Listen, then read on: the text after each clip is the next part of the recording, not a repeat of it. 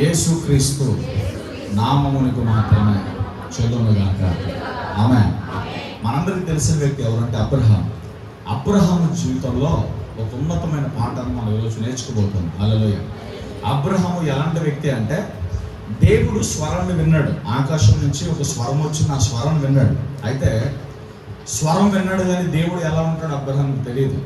దేవుని పోలిక ఎలా ఉంటుందో, దేవుని రూపం ఎలా ఉంటుందో, ఆయన తెల్లగా ఉంటాడా నల్లగా ఉంటాడా, ఆయన అగ్ని ఉన్నాడా ఏమై ఉన్నాడు, ఆయన అసలు ఏంటి అన్నది ఏమీ తెలియని ఆ పరిస్థితుల్లో అబ్రహాముకు స్వరం వినబడింది. అబ్రహామా, నీవు నివసించుచున్న ఆ పట్టణాన్ని విడిచిపెట్టి నేను చూపించే దేశానికి నువ్వు నడువు అని చెప్పి దేవుడు అబ్రహాముతో మాట్లాడినప్పుడు అబ్రహాము మారు మాట మాట్లాడకుండా అలాగే ప్రభు అని చెప్పి తన భార్యని తనతో పాటు ఉన్న లోతుని వెంట పెట్టుకుని అబ్రహాము దేవుని యొక్క నడవడికలో దేవుని నడిపింపులోకి వచ్చేసాడు.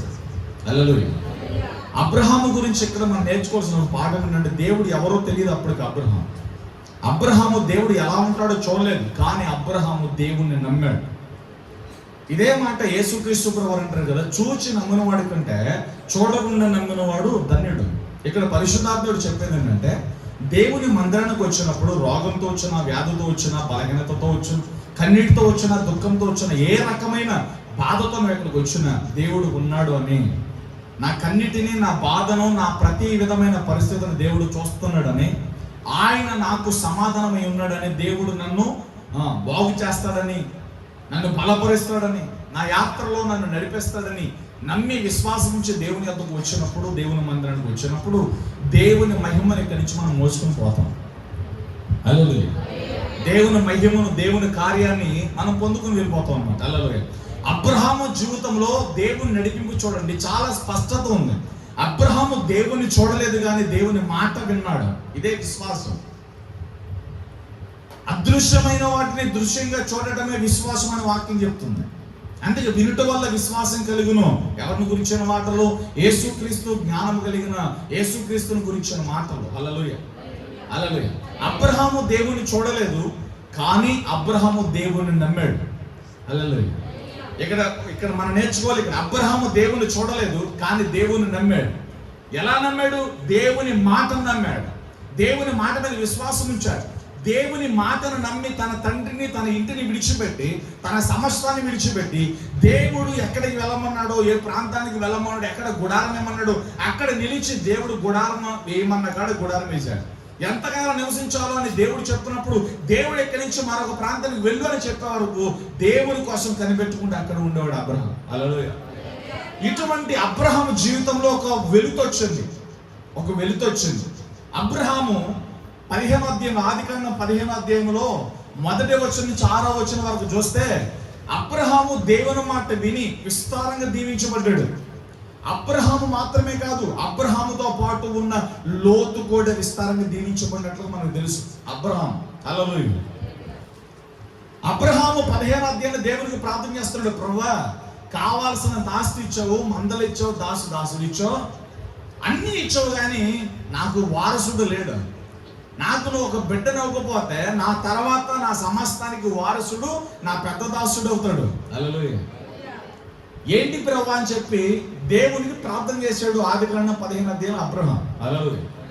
అబ్రహాంతో దేవుడు ఏం చెప్పాడంటే, అబ్రహామా నువ్వు కంగారు పడొద్దు, నేను నీకు బిడ్డనిస్తాను, ఆకాశ నక్షత్రాలు చూసి నీకు చాతనిత లెక్క పెట్టుకో, ఇసుక రేణువులను లెక్క పెట్టుకోవడం నీకు చాతనిత లెక్క పెట్టుకో, ఇసుక రేణువుల వల్లే, ఆకాశ నక్షత్రాల వల్లే నీ సంతానాన్ని నేను దీవిస్తాను, అభివృద్ధి చేస్తానని చెప్పి దేవుడు మాట్లాడాడు. ఓకే ప్రభువా అని అబ్రహాము 15వ అధ్యాయంలో దేవుని మాట విని మౌనమయ్యాడు. 16వ అధ్యాయంలోకి వచ్చేసరికి అబ్రహాము దేవుని మాటను మరిచి తన భార్య అయిన శారా మాట విన్నట్లు మనం చూస్తాం. హల్లెలూయా. 15వ అధ్యాయంలో దేవుని ప్రత్యక్షత వచ్చింది అబ్రహాముకి. దేవుని మాట విన్నాడు, మౌనమయ్యాడు. కొద్ది కాలం జరిగినాయి. 16వ అధ్యాయంలోకి వచ్చేసరికి అబ్రహాము దేవుని మాటను మరిచి శారా మాట విన్నాడు. శారా మాట ఎందుకు విన్నాడంటే, వారిని వారు చూసుకున్నారు. వాళ్ళు అక్కడ దేవుని మాటను మరిచిపోయారు. ఎప్పుడు కూడా ఇక్కడ మనం నేర్చుకోవాల్సిన పాఠం ఏంటంటే, మనల్ని మనం చూసుకుంటే, మన బలము, మన సంపాదన, మన సామర్థ్యాన్ని చూసుకుంటే మనం చేతకాని వారిలా కనపడతాం, ఎందుకు పనికిరాని వారిలా కనబడతాం.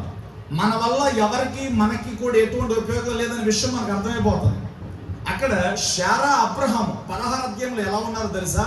దేవుణ్ణి మరిచిపోయి వారిని వారు చూసుకున్నట్టుగా కనబడ్డారు. మీరు ఎలా చెప్పగలిగారు పాస్టర్ గారు అంటే ఇక్కడ మీకు చిన్న వివరణ ఇస్తాను. శారా అబ్రహాం వాళ్ళ వయసు చాలా పెద్ద వయసు అయిపోయింది. అప్పటికి 75 సంవత్సరాలు వయసు అబ్రహాముకు ఉంది. అబ్రహాము కంటే 10 సంవత్సరాలు చిన్నది శారా. అబ్రహాం గారికి 75 సంవత్సరాలు అండి, శారాకి 65 సంవత్సరాలు. 65 సంవత్సరాలు ఉన్న శారా తను చూసుకుంది. 75 సంవత్సరాల వయసు కలిగిన అబ్రహాం తను చూసుకున్నారు. వాళ్ళకి అర్థమైంది ఏంటంటే ఎంత వృద్ధాప్యంలో మనకి పిల్లలు ఎలా పుడతారు, పిల్లలు పుట్టడం సాధ్యం కాదు. కాబట్టి నీవు మనకి దాసరాలుగా ఉన్న హాగరుతో కూడుకోమనగానే అబ్రహాం మీద కూడుకుపోయాడు. హల్లెలూయా. అంటే ఈ ఆలోచన, ఈ దురాలోచన, ఈ దురబీజం, ఈ చేదైన వేరు అబ్రహాము శారా జీవితంలో ఎందుకు వచ్చిందంటే దేవుణ్ణి చూడటం మరచి వారిని వారు చూసుకోవడం ద్వారా వచ్చింది. మనం కూడా మన అనున్నతి జీవితంలో నేను కావచ్చు, నువ్వు కావచ్చు, మిస్టేక్స్ ఎప్పుడు చేస్తామంటే, వ్యర్థ ఖర్చులు ఎప్పుడు చేస్తామంటే, పనికిరాని పనులు ఎప్పుడు చేస్తామంటే, నష్టం తీసుకొచ్చే పనులు ఎప్పుడు చేస్తామంటే, మన జ్ఞానాన్ని మనం నమ్ముకున్నప్పుడు, మన మీద మనం ఆధారపడినప్పుడు, మన వలె తోటి స్నేహితుల మీదో రక్త బంధువుల మీదో ఎవడో ఒక నరమాత్రుడి మీద మనుషుల మీద ఆనుకున్నప్పుడు తీసుకున్న ఆలోచనలు మనల్ని నష్టంలోనికి నాశనంలోకి తీసుకెళ్తే అనుమానం ఏమీ లేదు. హల్లెలూయా. వినాలి, పాఠం బాగా ఉంటే నేను చెప్పే వాక్యం బాగా అర్థమవుతుంది. దేవుణ్ణి మర్చిపోయి మనంతటికి మనం తీసుకునే సొంత ఆలోచనలు, సొంత సిద్ధాంతాలు, మన తలంపుకు నచ్చినవి లేదా మన మనసుకు నచ్చినవి చేసే ప్రతి పనిని బట్టి మనం ఖచ్చితంగా నష్టపోతాము, ఇబ్బంది పడతాము అనటంలో సందేహం లేదు. ఇదే జరిగింది ఇక్కడ. అబ్రహాము శారా 15వ అధ్యాయంలో ప్రార్థన చేసినప్పుడు నేను బిడ్డనిస్తానని దేవుడు వాగ్దానం చేశాడు. ఒక వాగ్దానం అనేది వచ్చింది దేవుని దగ్గర. ఆ వాగ్దానం పట్టుకుని వీళ్ళు మౌనంగా ఉంటే చాలా అద్భుతం జరిగేది. కానీ 16వ అధ్యాయంలో హాగరును కూడుకున్నాడు అబ్రహాం. అబ్రహాము శారా తీసుకున్న నిర్ణయం చాలా చాలా నష్టాన్ని తీసుకొచ్చింది అక్కడ. చేయలేదు తెలియజెప్పండి. 16వ అధ్యాయంలో బిడ్డ పుట్టాడు, ఇష్మాయేల్ పుట్టాడు. ఇష్మాయేల్ బట్టి చాలా ఆనందపడిపోతున్నాడు, సంతోషపడిపోతున్నాడు. నాకు వారసుడు ఇష్మాయేలే అనుకుంటున్నాడు. హల్లెలూయా. 17వ అధ్యాయంలోకి వచ్చేసరికి 17వ అధ్యాయం మొదటి వచనంలో దేవుడు మరలా అబ్రహాముకు ప్రత్యక్షమయ్యాడు. అబ్రహామా, హల్లెలూయా. చూడండి ఒకసారి 17వ అధ్యాయం తెరవండి ఒకసారి. 17వ అధ్యాయము మొదటి వచనం. అబ్రహాము 99 ఏండ్ల వాడినప్పుడు యెహోవా అతనికి ప్రత్యక్షమై, నేను సర్వశక్తి కలిగిన దేవుడను, నా సన్నిధిలో నడుచుచు నిందారహితుడవై ఉండుము. హల్లెలూయా.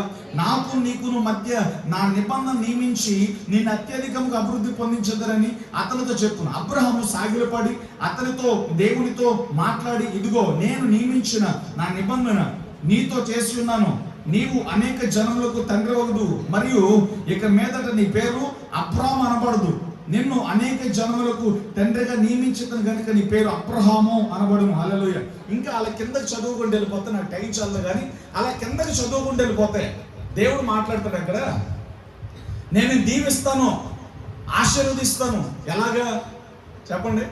ఆకాశ నక్షత్రాల వలె, ఎస్సగా రేణువుల వలె దీవిస్తాను. హల్లెలూయా. 15వ అధ్యాయంలో దేవుడు మాట్లాడాడు. 16వ అధ్యాయంలో అబ్రహాం చాలా మిస్టేక్ చేశాడు. అబ్రహాం శారా చేయకుండా పని చేశారు. 17వ అధ్యాయంలో సర్వశక్తి కలిగిన దేవుడు ఎల్ షద్దాయ్ అనే సర్వశక్తి కలిగిన దేవుడు అబ్రహాముకు ప్రత్యక్షమయ్యాడు. ప్రత్యక్షమయ్యి నేను నిన్ను మరలా దీవిస్తాను, నేను నీకు బిడ్డనిస్తాను అంటున్నాడు దేవుడు. అప్పుడు అబ్రహాం ఏమంటాడంటే, మీ దగ్గర నుండి చాదస్త మార్గం నా వైపు చూడండి, ఇంటికి వెళ్ళాక వాక్యం చదువుకోండి. హల్లెలూయా. మీరు వాక్యం చదువుకోండి, ఇంక నేను ఎందుకు, నా మాటలు మీకు ఎలా కనబడతాయి? హల్లెలూయా. ఆ 17వ అధ్యాయం అంతా కూడా మనం క్షుణ్ణంగా చదివితే, ఇంటికెళ్ళి చదువుకుంటే అక్కడ ఏమన్నా ఉంటుందంటే, అబ్రహాముని దేవుడు దీవిస్తాను, మరలా నేను బిడ్డనిస్తానన్నాడు. 15వ అధ్యాయంలో అబ్రహాంతో దేవుడు మాట్లాడినప్పుడు 75 సంవత్సరాలు. హల్లెలూయా.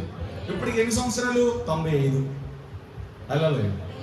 95 సంవత్సరాలు. 95 సంవత్సరాలు వచ్చిన తర్వాత కూడా దేవుడు మరలా వాగ్దానాన్ని జ్ఞాపకం చేశాడు. వాగ్దానం నెరవేర్చాలప్పటికి. అప్పటికి ఇస్సాకు పుట్టలేదు. హల్లెలూయా. ఇస్సాకు ఎక్కడ కనబడతాడంటే 21వ అధ్యాయంలో పుట్టాడు. 17వ అధ్యాయంలో మరలా దేవుడు ప్రత్యక్షత వచ్చింది అబ్రహాంకి. 18, 19, 20 కంప్లీట్ అయిన 21వ అధ్యాయంలో ఇస్సాకు పుట్టిన జాడ మనకు కనబడుతుంది. హల్లెలూయా. చేయలేదు తెలియజెప్పండి. ఇప్పుడు అబ్రహాంతో దేవుడు ఏమన్నాడంటే, సర్వశక్తి కలిగిన దేవుడు నేను దీవిస్తాను, నేను ఆశీర్వదిస్తాను.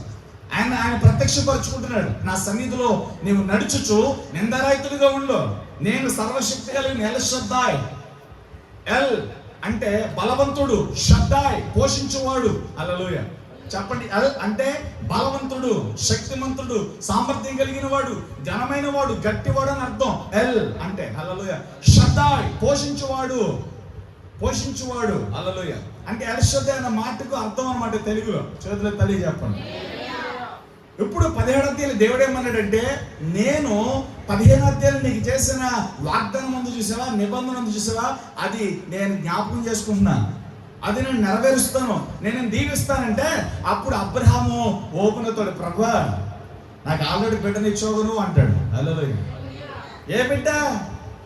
శారాకి నీకు పుట్టిన బిడ్డ అతను కాదు ప్రభువా, నా దాసరాలైన హాగరికి నాకు పుట్టిన బిడ్డ అతడు కాదు నీ బిడ్డ. హల్లెలూయా నేను బిడ్డనిస్తానన్నది నీకు శారాకి కలిపి ఇస్సాకుని బిడ్డనిస్తానన్నా.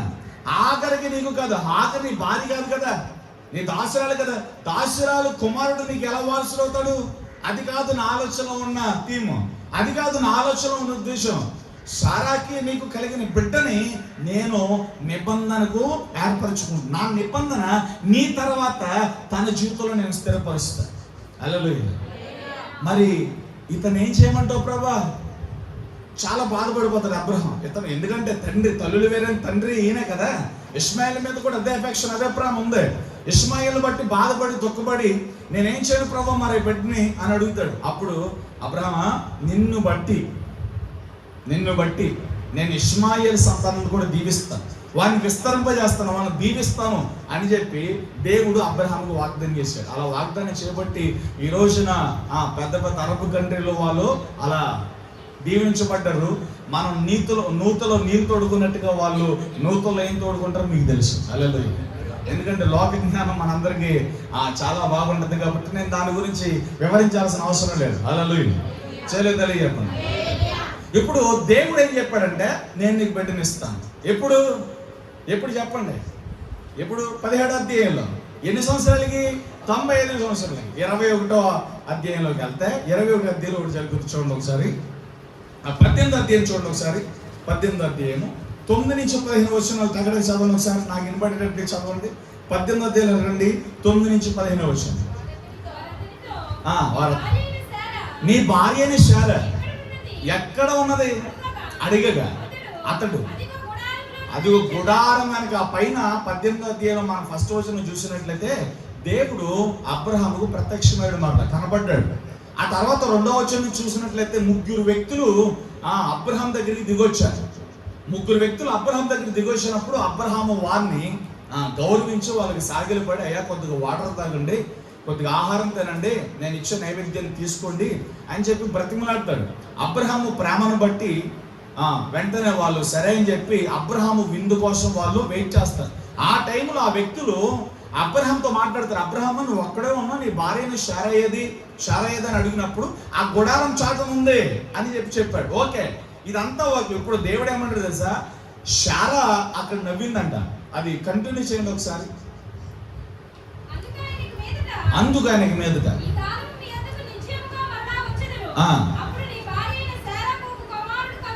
ఓకే ఇక్కడ వచ్చిన 3 ఏమన్నారంటే, ఇప్పుడు నేను వచ్చిన సమయానికి మరలా యాట నేను వస్తా, మరలా సంవత్సరానికి మరలా యాటకి నీకు ఒక బిడ్డను పుడతాడు, నీకు ఒక బిడ్డ పుడతాడు, శారా గారికి ఒక బిడ్డ పుడతాడు, శారా గర్భం ఫలించుద్ది అని చెప్పాను.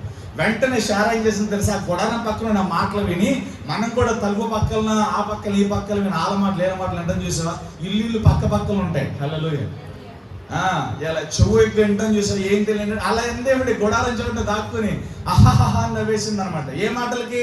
మరలా నెక్స్ట్ ఇయర్కి వచ్చే సంవత్సరానికి నీకు బిడ్డలు పుడతాడు అని చెప్పి దేవుని పొలుగులో వచ్చిన 3 మనుషులను చూసావా, వాళ్ళు పలిగితే శారా నవ్విందంట. హల్లెలూయా అంటే ఆ నవ్వుకు అర్థం ఏంటో తెలుసా? ఎల్లండి చెప్పారులే కానీ ఇప్పుడు నాకు పిల్లలు పుడతావేంటి? అప్పుడేమో 65 సంవత్సరాలు, ఇప్పుడేమో 85 సంవత్సరాలు 90 సంవత్సరాలు వచ్చేసినాయి. 85 సంవత్సరాలు 90 సంవత్సరాలు నాకు పిల్లలు పుడతామేంటి అని చెప్పి అప్పుడు నమ్మలో ఇప్పుడు నమ్మలేవిడి. ఇప్పుడు కూడా వెటకారంగానే నవ్వింది, ఆ గుడారం చోటను దాక్కుని నవ్వింది. వెంటనే దేవుడు చూశాడంట. అబ్రహాంతో దేవుడు మాట్లాడుతున్నాడు, శారా ఎందుకు నవ్వింది? శారా నవ్విన విషయం నేను చూశాను. చదవండి అది 8 నిమిషం. వెనక నుండి గుడారము వెనక ద్వారం నుండి వింటూ ఉండెను అబ్రహామును శారాయును. అది విషయం. స్త్రీ ధర్మము శారాకి నిలిచిపోయింది కనుక శారా నేను బలం ఊడిందని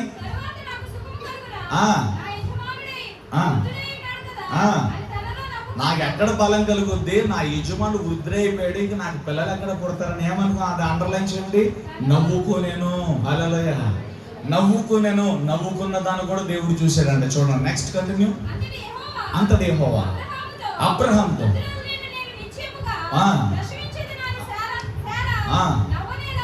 అక్కడ ఆగండి. అబ్రహాంతో దేవుడు మాట, నీ భార్య వృద్ధురాల్ని నా బలం పొంది స్త్రీ ధర్మం నిలిచిపోయిందని ఎందుకు నవ్వుతుంది? 17వ అధ్యాయంలో మాట గుర్తు చేసుకో. నేను సర్వశక్తి కలిగిన దేవుణ్ణి.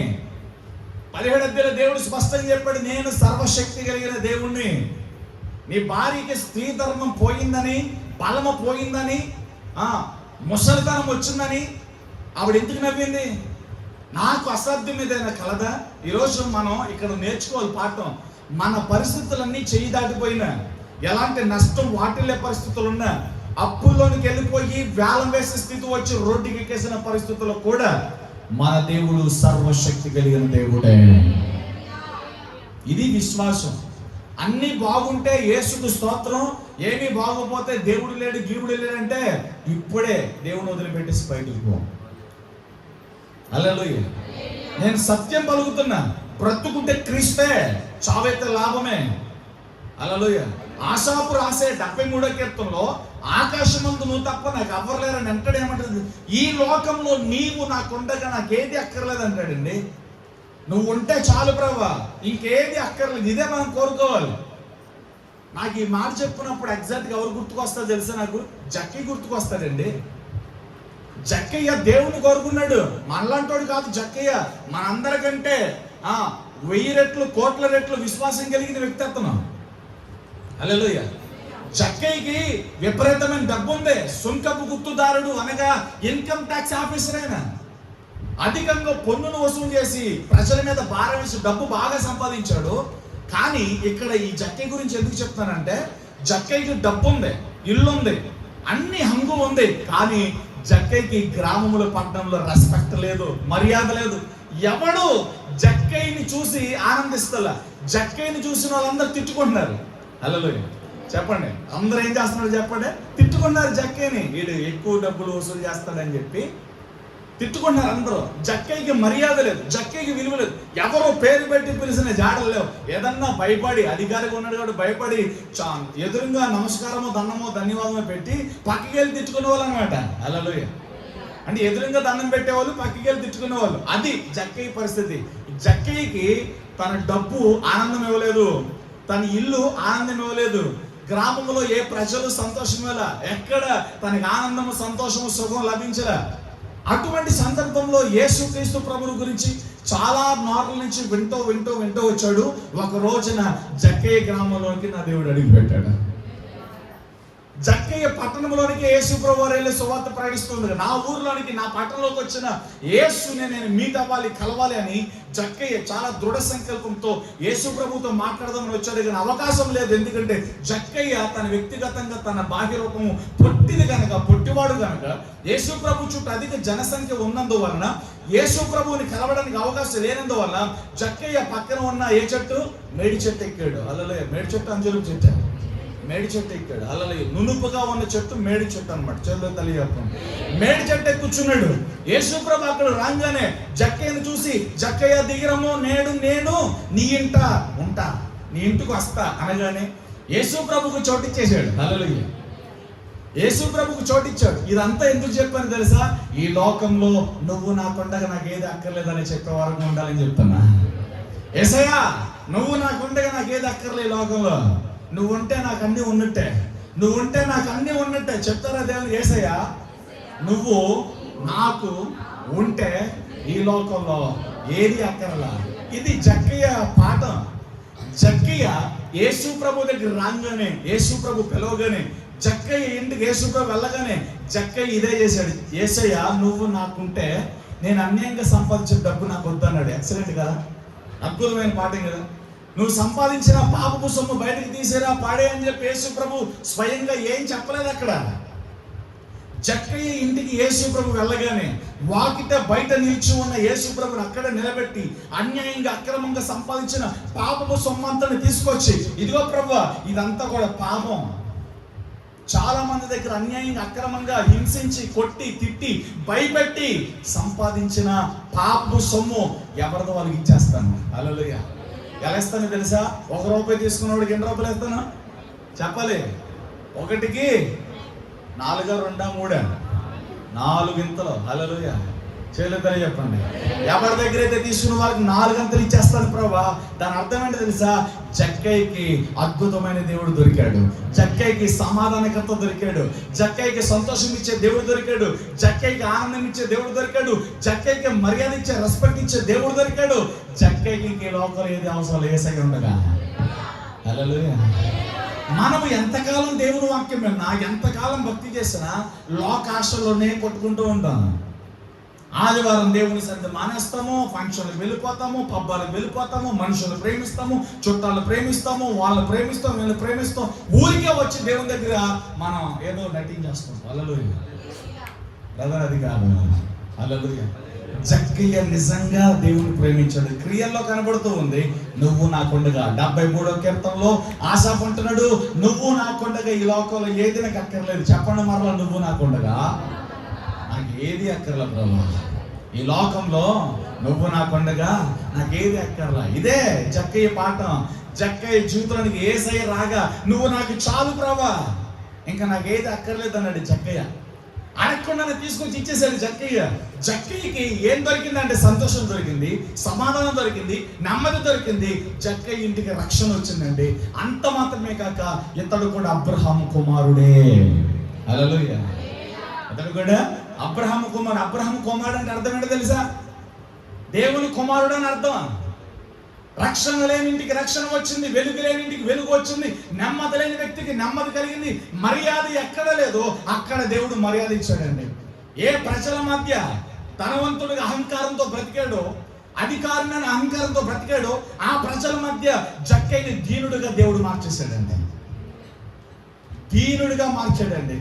సమాధానంతో బ్రతికే కృప జక్కయ్యకి ఇచ్చాడండి. హల్లెలూయా. అందుకే యేసయ్య మా జీవితానికి, మా కుటుంబం నువ్వు చాలు ప్రభు అని ధైర్యంగా చెప్పాలి మనం. హల్లెలూయా.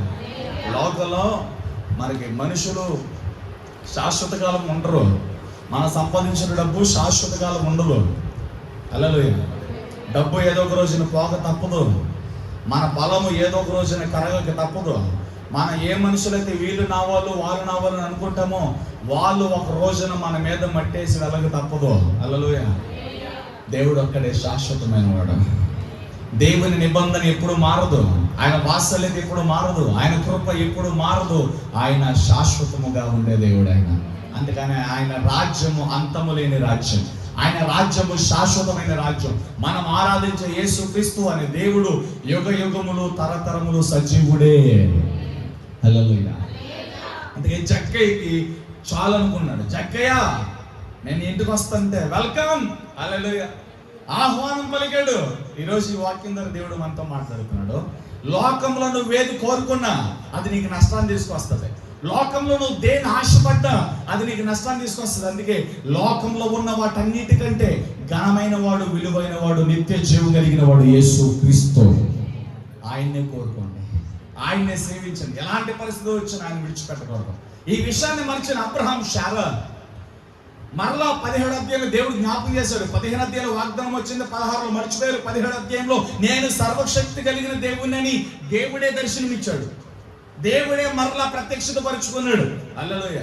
మనం చదివిన వాక్య భాగంలో శారా అప్పుడు కూడా ఆవిడనే చూసుకుంటుంది. నా బాధ ఇదే.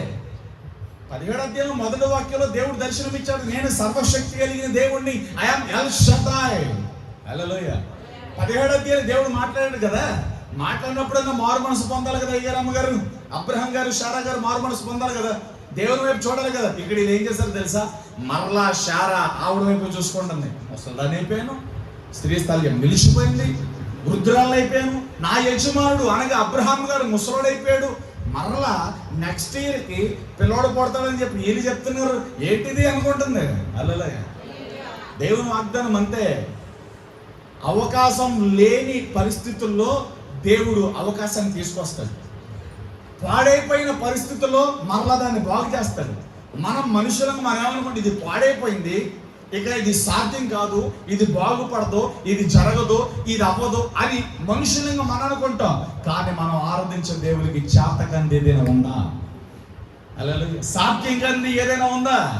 శూన్యంలో సృష్టిని వేలాడదీసిన వాడు ఆయనే, నిరాకారాన్ని ఆకారంగా మార్చిన వాడు ఆయనే. ఆయనకి ఏది చేత కాదు చెప్పండి మీరు. నీకు నాకు చేత కావచ్చు, చేత కాకపోవచ్చు, కానీ దేవునికి చేత అవుతుంది. అందుకే ఆయన నమ్మితే ఆయన మహిమను మనం చూస్తామండి. నిరాకారముగా ఉన్న దానిలో ఆకారాన్ని కలిగించినవాడు ఆయనే కదా. సృష్టి అంతటిని కూడా వేలాడదీసినవాడు ఆయనే కదా. సమస్తాన్ని నిర్మించినవాడు ఆయనే కదా. ఆయనకి చేతకంది ఏదైనా ఉందా? మీరు చెప్పగలుగుతారా దేవునికి ఇది చేత కాదని? ఎవరు చెప్పలేరు. చెప్తే నువ్వు ఫూల్ అని అర్థం, చెప్తే నువ్వు వెర్రివాడు అని అర్థం, చెప్తే నీ జ్ఞానం లేదని అర్థం, చెప్తే నీ కళ్ళు ముయ్యబడ్డాయని అర్థం, చెప్తే నువ్వు అవిశ్వాసం అని అర్థం. హల్లెలూయా. విశ్వాసం కలిగిన వారు, మనోనేత్రాలు వెలిగించబడి తెరవగలిగిన వారు అందరూ కూడా దేవుని కార్యాలు కళ్ళతో చూడగలుగుతారు. మీకా గ్రంథం 7:15 నేను జనులకు అద్భుతములు కనపడుతున్నాడు దేవుడు. హల్లెలూయా. మీకా గ్రంథం 7:15 నేను జనులకు అద్భుతములు కనపడుతున్నా. హల్లెలూయా. ఏం చేస్తాడంట? అద్భుతాలు కనపరుస్తాడు. అందరూ చెప్పండి, జనులకు అద్భుతములు కనపడుతున్నా. యేసుక్రీస్తు ప్రభు వారు ఎక్కడికి వెళ్తే అక్కడ రోగులు తీసుకొచ్చి ఆయన కాలుగడ పడేసేవాళ్ళు. దెయ్యాలు పట్టిన వాళ్ళు, కుష్ఠ రోగులు, వాళ్ళు వీళ్ళు మారుమూలన మంచాల మీద ఉన్న వాళ్ళందరూ కూడా ఎత్తుకొచ్చేసేవాళ్ళు. పక్షవాయు రోగులు, కుష్ఠ వ్యాధులు, సర్వ రోగములను ఆవరించిన శరీరాలందరినీ యేసు ప్రభు కాలుగడ పడేసేవారండి. బైబిల్ గ్రంథంలో రాయబడినవి కొన్ని, యేసు ప్రభు చేసిన అద్భుతాలు ఇంకెన్నో ఉన్నాయి. తెలుసా మీకు? హల్లెలూయా. ప్రాముఖ్యమైన విషయాలు మాత్రమే బైబిల్ గ్రంథంలో రాయబడ్డాయి. ఇంకా యేసు ప్రభు చేసిన అద్భుతాలు ఇంకా చాలా ఉన్నాయి. భక్తులు అంటారు కదా, యేసు ప్రభు చేసిన అద్భుతాలు, నెక్స్ట్ అపోస్తలులు చేసిన అద్భుతాలు రాయాలంటే ఆకాశం అంతటిని కూడా పుస్తకముగా మార్చి సముద్రపు నీటంతటిని కూడా ఇంకుగా మార్చిన అది అయిపోద్ది, ఇది అయిపోద్ది, కానీ ఇంకా అద్భుతాలు నిలిచుంటాయంట. అలాంటి అద్భుతాలు, అలాంటి సూచక కార్యాలు దేవుడు జరిగించాడంటే మనం సేవించే దేవుడిని తక్కువ అంచనీయకండి. ఆయన సర్వశక్తి కలిగిన దేవుడు. చెప్పండి, నేను సేవించే నా దేవుడు సర్వశక్తి కలిగిన దేవుడు. ఎల్ షడ్డాయ్. హల్లెలూయా. సర్వశక్తి కలిగిన దేవుడైనా మనం ఆరాధించే దేవుడు తక్కువ దేవుడు కాదు. యేసు ప్రభు అంటే తక్కువ కులస్తుల దేవుడు, అమెరికా దేవుడు, ఇంగ్లీష్ దేవుడు, ఆ దేవుడు, ఈ దేవుడు కాదు. ఆరాధించే దేవుడు ఆకాశానికి భూమికి దేవుడైనా, సమస్తానికి దేవుడైనా, సర్వభూమికి మహారాజైనా. హల్లెలూయా. మనం సేవించే దేవుడు ఎల్ షడ్డాయ్, సర్వశక్తి కలిగిన దేవుడు అండి ఆయన. హల్లెలూయా. మరలా శారా తనంతట తను చూసుకుంటుంది. వృద్ధాప్యంలో ఉన్నాను, నా యజమాని కూడా ముసలుడు అయిపోయాడు, స్త్రీ స్తంభం నిలిచిపోయింది, ఎలా పిల్లలు పుడతారో అని అనుకుంది. హల్లెలూయా. నవ్వింది. వెంటనే దేవుడు చూశాడు, అబ్రహమా నీ భార్య ఎందుకు నవ్వింది?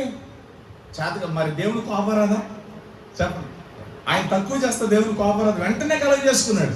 కొన్ని సందర్భాల్లో మనం కూడా ఏదైనా ప్రవచనం వచ్చినా, ఏదైనా ఒక కళా దర్శనం దేవుడు ఇచ్చినా, ఏదన్నా నువ్వు ప్రార్థన చేసుకుంటున్నప్పుడు దేవుడు నీతో ఏదైనా మాట్లాడితే అది అసాధ్యం, అది జరగదు, కానీ అది జరుగుతుంది. నీకు నాకు అసాధ్యం కావచ్చు, నీకు నాకు సాధ్యం కాకపోవచ్చు, కానీ యేసు నామములో అది సాధ్యం. హల్లెలూయా. అది సాధ్యమండి. దేవుడికి చేతకంగా ఏముందండి చెప్పండి? దేవుడికి సాధ్యంగా ఏముంది చెప్పండి? ఆయనకు అన్నీ సాధ్యమే, ఆయనకు అన్నీ సాధ్యమే. హల్లెలూయా. చెప్పండి, యేసుక్రీస్తుకి అన్నీ సాధ్యమే. నేను సేవించే నా దేవునికి అన్నీ సాధ్యమే, అన్నీ సాధ్యమే. అన్నీ ఆయనకు లోపడితే అంతే. వెంటనే దేవుని కోపం వచ్చింది, రోషం వచ్చింది. అబ్రహాంతో మాట్లాడు, అబ్రహామా చాలా గంభీరంగా మాట్లాడుతున్నాడు. ఎందుకు నీ భార్యని శారా నవ్వింది? నాకు చేత కాదా నేను పిల్లలు అవటం? నేను పుట్టించున్నాను ఎవరు? నిన్ను నీ తండ్రి ఇంటికి నుంచి పిలిచినవారు నేనే కదా. అప్పటి నుంచి నడిపించినవారు అనేక రాజుల్ని దాటించానా, అనేక ప్రాంతాలు దాటించానా, ఏమీ లేకుండా చిల్లికి అవ్వలేకుండా కట్టుబట్టలు వచ్చావు. ఈరోజు నీ వెనక చూడు, అదంతా ఇచ్చింది ఎవరు? నీతో పాటు ఇచ్చిన లోతు నియమించింది ఎవరు? సంపాదన ఇచ్చింది ఎవరు? ఆస్తిపాస్తులు ఇచ్చింది ఎవరు? అన్ని నేనే కదా. ఈ నిచ్చునోని, ఎంతకాలం కాపాడినోని, శత్రువుల మధ్యలో నుంచి నేను వేరుపరచునోని నీకు పిల్లలేనా? ఎందుకు అవిశ్వాసంతో ఉంటున్నారు?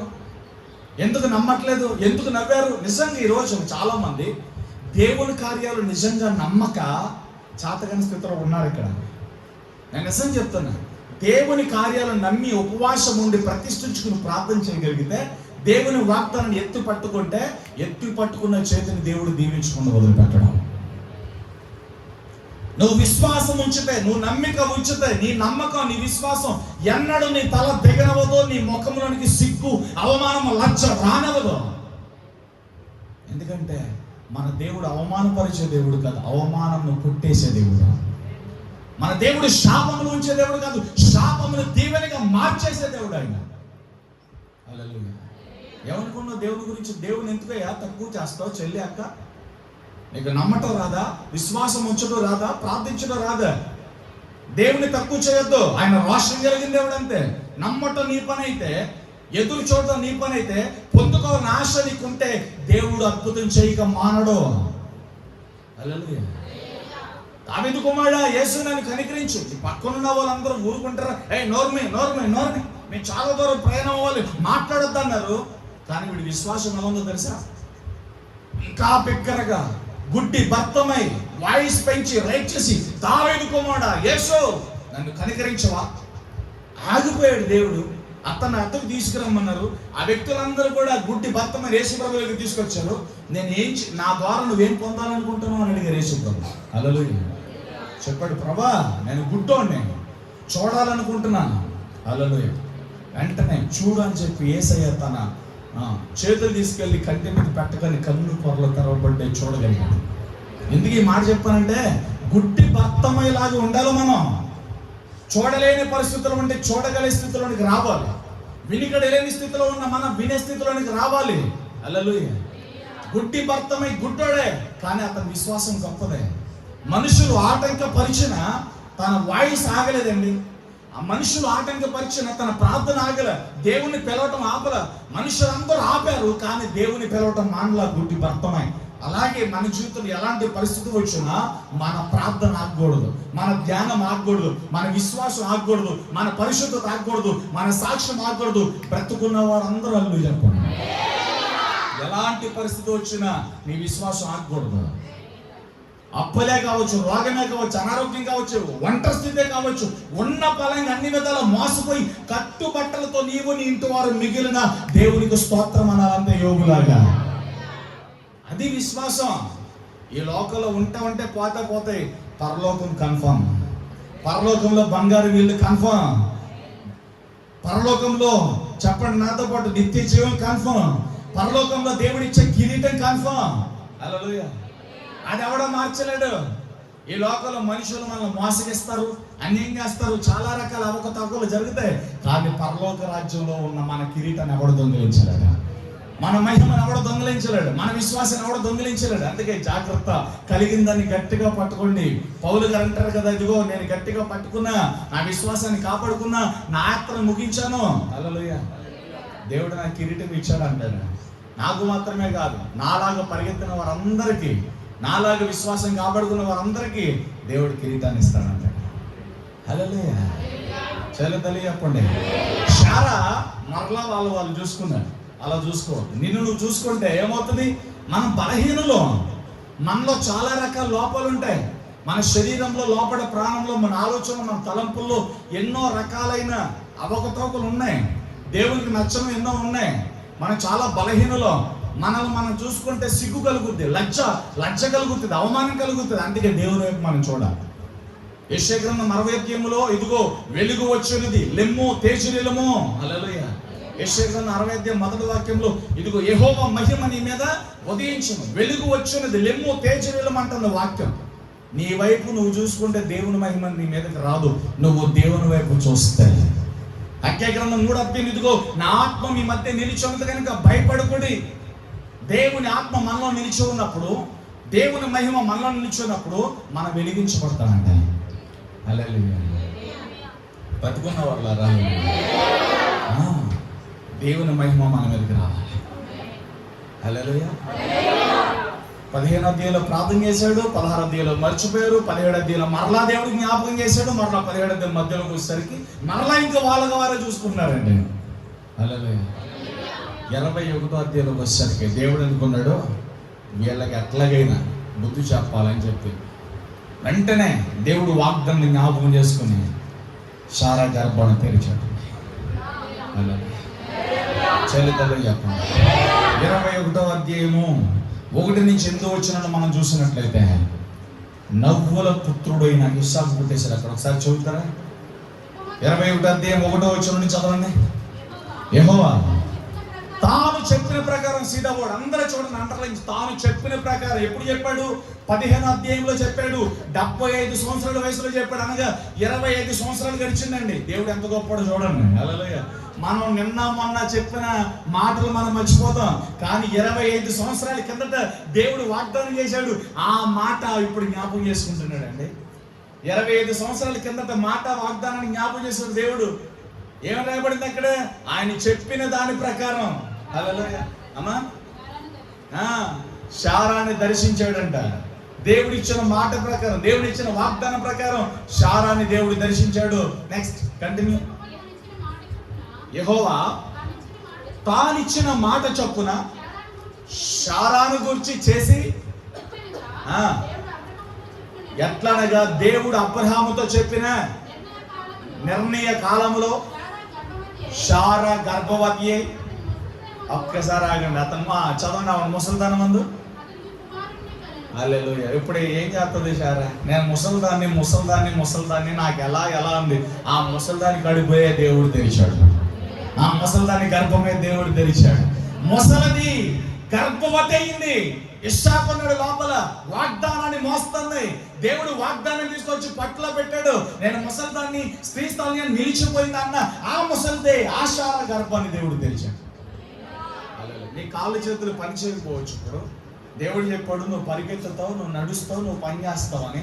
ఆ సమయం వచ్చేసరికి ఏ డాక్టర్ల వల్ల కానీ, ఏ మనుషుల వల్ల కానీ, ఏ వైద్యుల వల్ల కానీ, ఏ స్పెషలిస్ట్ వల్ల కానీ, దేవుని సమయం వచ్చేసరికి చచ్చిపడున్న నీ కాళ్ళు చేతులకు దేవుడు జీవం రైజ్ అవుతుందండి. హల్లెలూయా. అప్పుల్లో ఉన్న, అనారోగ్యంలో ఉన్న, దేవుని సమయం వచ్చే వరకు తాబేలు నడతలాగా స్లోగా వెళ్తావు. దేవుని సమయం వచ్చిన తర్వాత కుందేలులాగా, లేడిలాగా పరిగెడతా ఉంటా. ఎక్కలేని ఎత్తైన కొండలు దేవుడు ఎక్కిస్తాడన్నమాట. హల్లెలూయా.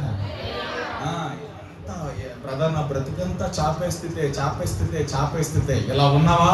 నువ్వు నమ్ము, దేవుని మాట విని నమ్ము, విశ్వాసం ఉంచు. చాపే చేతులను దేవుడు ఒక రోజు ఇచ్చే చేతులుగా మార్చుకుంటాడు. ఆయన సమయం రాబోతూ ఉంది, కనిపెట్టి ప్రార్థించు.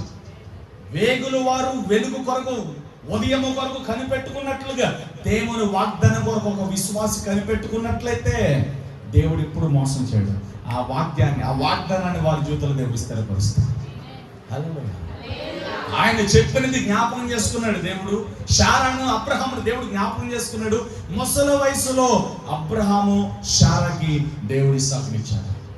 ఆ కింద మాటలు మీరు చదువుకున్నట్లయితే శారా నవ్వుకుంటుందంటే, అందరూ చెప్పుకుంటుంది, అయ్యో నేను ముసల్దాను కదా, ఇది ఎలా సాధ్యమని అనుకున్నాను. మన భాషలో చెప్పాను, మీరు ఇంటిలో చదువుకోండి. హల్లెలూయా.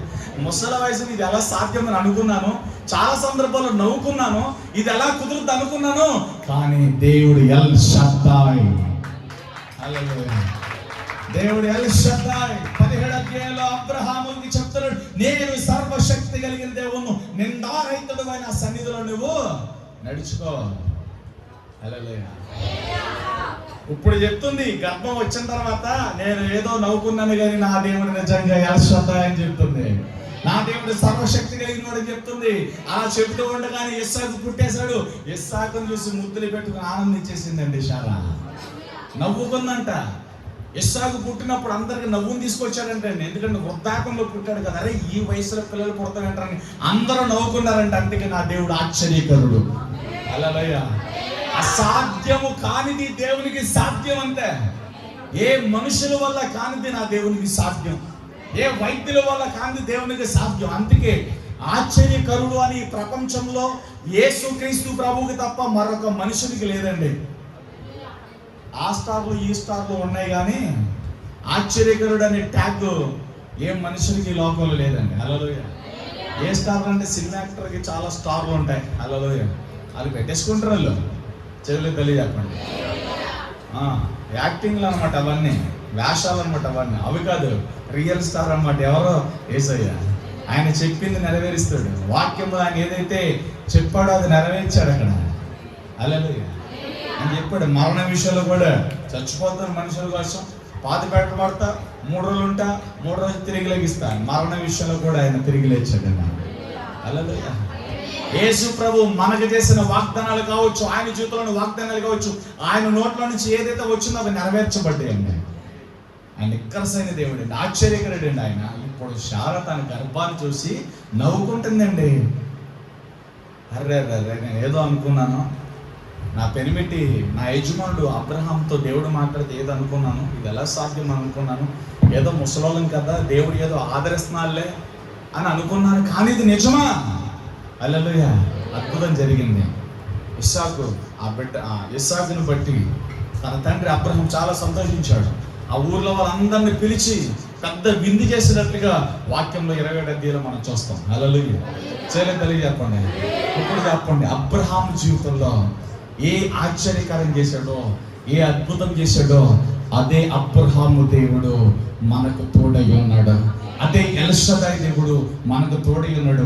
అదే సర్వశక్తి కలిగిన దేవుడు నీతో నాతో మాట్లాడుతున్నాడు. నీకు చేసిన వాగ్దానాన్ని కూడా నేను జ్ఞాపకం చేసుకుంటాను. శారాని జ్ఞాపకం చేసుకున్నట్లుగా నిన్ను నేను జ్ఞాపకం చేసుకుంటా. శారా గర్భాన్ని జ్ఞాపకం చేసుకున్నట్లుగా నీ అప్పులని జ్ఞాపకం చేసుకుంటా, నీ అనారోగ్యాన్ని జ్ఞాపకం చేసుకుంటా, నీ కలిమిని జ్ఞాపకం చేసుకుంటా, నీ కన్నిటిని జ్ఞాపకం చేసుకుంటా.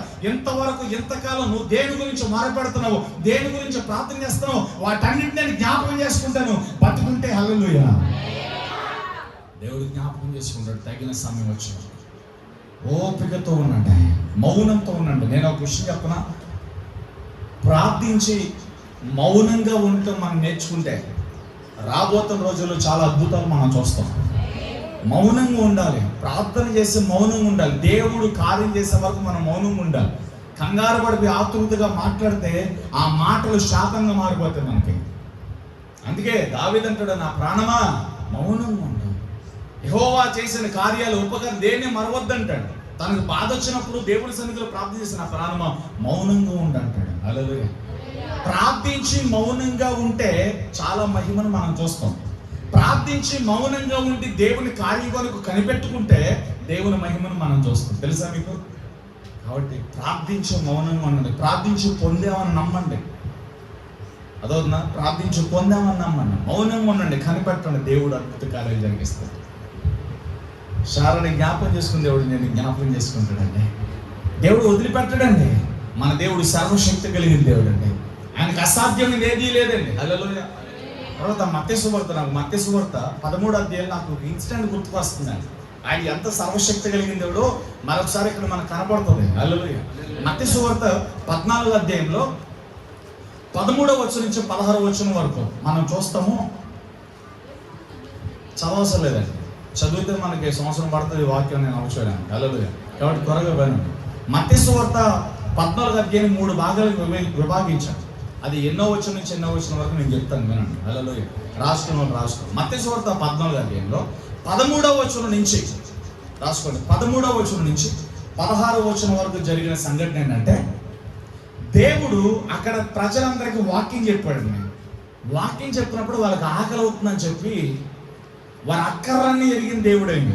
వాళ్ళందరిని చూసి దేవుడు జాలిపడ్డాడు. అరే, కాపరులు లేని గొర్రెలాగా ఉన్నారు వీళ్ళు, కాపరు లేని గొర్రెలాగా ఉన్నారు వీళ్ళు అని వాళ్ళ మీద జాలిపడ్డాడంట. మత్తయి సువార్త 14, 13 నుంచి 16 వచనం మీరు పెట్టాల్సిన రేటులు అక్కర్లు ఎరిగిన దేవుడు. ఆ ప్రజలందరూ ఆకలితో ఉన్నారని వారి అక్కర్లని ఎరిగిన దేవుడు అండి ఆయన. హల్లెలూయా. 17వ వచనం నుంచి 21వ వచనం వరకు అద్భుతం చేసాడండి. అక్కడున్న శిష్యులందరూ అంటున్నారు, ప్రభా వీళ్ళందరూ ఆకలి మనం తెచ్చాలంటే చాలా ఖర్చు అయిపోతుంది, ఇది సాధ్యం కాదు అని అంటే, అవసరంలా నేను అద్భుతం చేస్తానని చెప్పి ఏమన్నా ఉన్నాయనంటే వెంటనే ఒక పిల్లడి దగ్గర 5 రొట్టెలు 2 చేపలు ఉన్నాయి ప్రభా, అవి చాలా తీసుకొచ్చేయండి. హల్లెలూయా.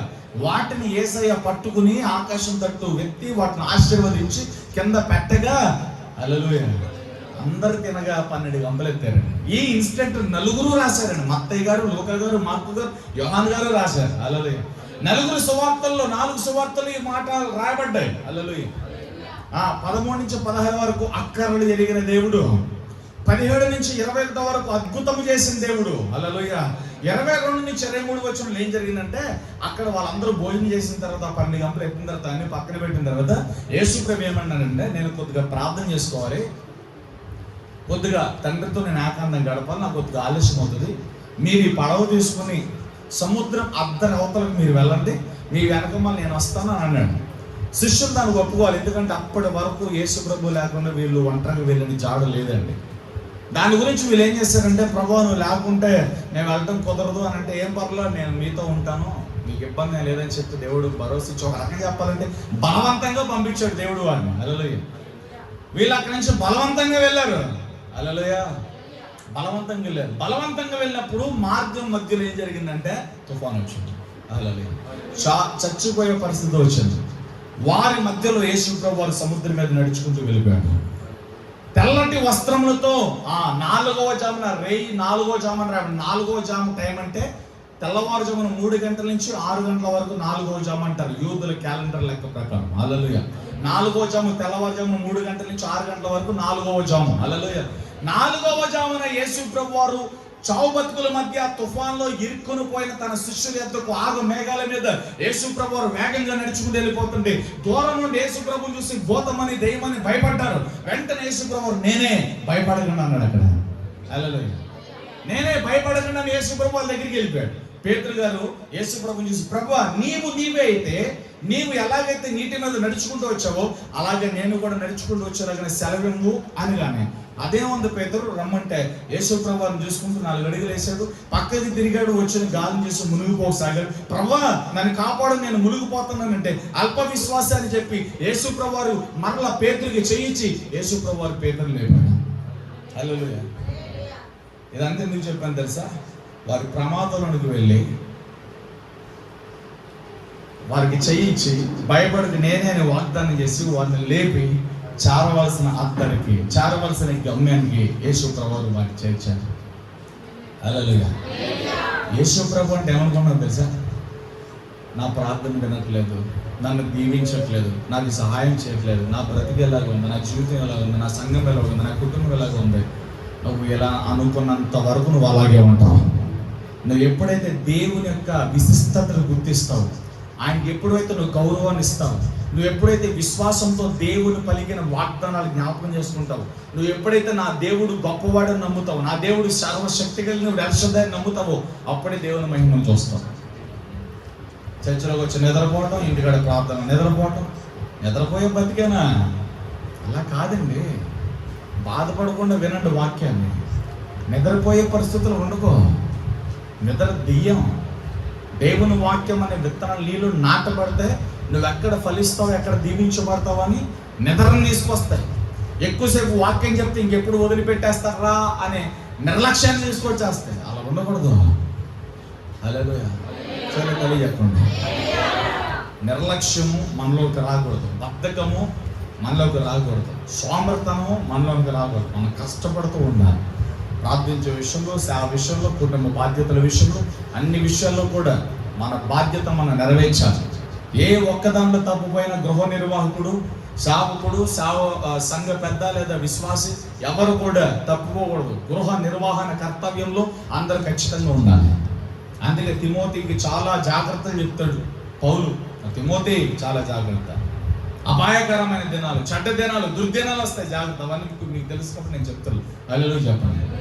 అంటే మన గృహ నిర్వాహకులు మనందరం దేవుని నమ్మి ఆయన రక్తంలో కడగబడి మారు మనసు పొంది బాప్టిజం పొంది పరిశుద్ధాత్మ అభిషేకాన్ని పొంది సంఘ క్రమంలో వెళ్తున్న మనందరం కూడా రాజులైన యాజక సమూహము, గృహ నిర్వాహకులమై ఉన్నాం, దేవుని తోట పరివారమై ఉన్నాం. కాబట్టి మనం చాలా జాగ్రత్తగా దేవుని కోసం బ్రతకాలి, కనిపెట్టాలి, అపవాదిని కాలు కింద తొక్కాలి. ఇది చేయట్లేదు చాలా మంది. హల్లెలూయా. చేయలేదు. చాలా మంది భయం ఏంటంటే దెయ్యాన్ని బంధిస్తే, దెయ్యాన్ని వదిలేస్తే సేవ స్ప్రెడ్ అవుదని, సంఘం స్ప్రెడ్ అవుదని చాలా ఆటంకాలు వస్తాయి. వాడి జోలికి వెళ్ళకుండా వచ్చిన వాళ్ళకి ఏదో కొద్దిగా నామమాత్రం వాక్యం పంపించేస్తారు. వాళ్ళ ఫలము దేవుని దగ్గర అలాగే ఉంటుంది. దేవుడిచ్చిన తలంతను వాడుకుని దేవుని నామంలో దెయ్యాన్ని వెళ్ళగొట్టి, రోగాలు వెళ్ళగొట్టి బలముగా కట్టిన సంఘం యొక్క సేవకుని ఫలం కూడా అలాగే ఉంటుంది. హల్లెలూయా. మనం ఎవరిని విమర్శించాం కానీ ఎవరు ఎట్లా సేవ చేశారో, ఏ విశ్వాసం ఎలా భక్తి చేశాడో ఆ భక్తిని బట్టి, ఆ సేవను బట్టి ఆ ఫలము యజమానుడైన దేవుడు ఇస్తాడు. హల్లెలూయా. చరిత్రలే చెప్పండి. హల్లెలూయా. ఇక్కడ 13 అధ్యాయం మనం చూస్తాము, 14 అధ్యాయం 13 నుంచి 16 అక్కరలు ఎరిగిన దేవుడు. హల్లెలూయా. సర్వశక్తి కలిగిన, ఇందాక వాగ్దానం నెరవేర్చాడు ఎల్షదాయ్, సర్వశక్తి కలిగిన దేవుడు అబ్రహాముకి ఇస్సాకు జీవితంలో వాగ్దానం నెరవేర్చాడు. మీ జీవితంలో కూడా ఆయన ఇచ్చిన ప్రతి మాట, ప్రతి వాగ్దానం నెరవేరుస్తున్న అనుమానం ఏమీ లేదు. ఇది మొదటి పాఠం. రెండవ పాఠం, నూతన నిబంధనలో ఈ మత్తయి సువార్త 14వ అధ్యాయంలో ఆయన దగ్గరకు వచ్చి వాక్యం అన్న ప్రజలందరూ ఏ అక్కరలో ఉన్నారో, ఏ అవసరతల్లో ఉన్నారో, ఏ గాయముతో ఉన్నారో, ఏ సమస్యతో ఉన్నారో దేవుడు పసిగట్టాడు. ఇక్కడ కూడా ఇంతే. ఇప్పుడు వాళ్ళందరూ యేసు ప్రభు దగ్గరకు వాక్యం మీద ఎలా వచ్చారో నీవు కూడా అలాగే నీ ఇంటిని విడిచి, హల్లెలూయా, ఉదయాన్నే లేచి నీ పనులన్నీ చక్కబెట్టుకుని అయ్యో దేవుడి వాక్యానికి వినడానికి వెళ్ళాలని ఆతురుగా నువ్వు దేవుని మందిరానికి వచ్చావు కదా, వారి అక్కరలు ఎరిగిన దేవుడు నీ అక్కరలు కూడా ఎరిగాడు. వారి మనస్సును ఎరిగిన దేవుడు, వారి ఆకలిని ఎరిగిన దేవుడు, వారి కన్నీటిని ఎరిగిన దేవుడు, వారి గాయాలు ఎరిగిన దేవుడు నీ గాయాలు ఎరిగాడండి, నీ బాధలు ఎరిగాడండి, నీ సమస్యలు ఆయనకి తెలుసండి, నీ కన్నీరు ఆయనకి తెలుసండి, నీ మూలుగులు ఆయనకి తెలుసండి. ఎవరో లేనప్పుడు నువ్వు ఎంత ఏడ్చావు, అందరూ ఉన్నప్పుడు నువ్వు ఎలా మూలిగావో అంతా ఆయనకు తెలుసు. నువ్వు ఆయనకి ప్రత్యేకంగా చెప్పవసరం లేదు. పద్దాక నన్ను జ్ఞాపకం చేసుకో ప్రభు అనవసరం, నువ్వు ఆయన జ్ఞాపకంలో ఖచ్చితంగా ఉంటావు.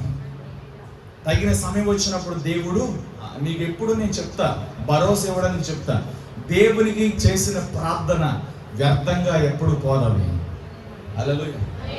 నువ్వు కూర్చొని చేసిన ప్రార్థన, నిలబడి చేసిన ప్రార్థన, సమాజంగా మందిరంలో చేసిన ప్రార్థన, వ్యక్తిగతంగా నీ ఇంట్లో చేసిన ప్రార్థన, రోడ్డు మీద చేసిన ప్రార్థన, బట్టలు ఉతికినప్పుడు చేసిన ప్రార్థన, వంట వండుతూ చేసిన ప్రార్థన, స్నానం చేస్తున్న బాత్రూంలో చేసిన ప్రార్థన, నీకు ఎప్పుడు బాధ వచ్చినప్పుడు ఎప్పుడైతే దేవునితో మాట్లాడి ఆ పొజిషన్లో దేవునికి చేసే ప్రార్థన ఉంటుంది చూసావా, అది దేవుడు ఖచ్చితంగా అంటాడు.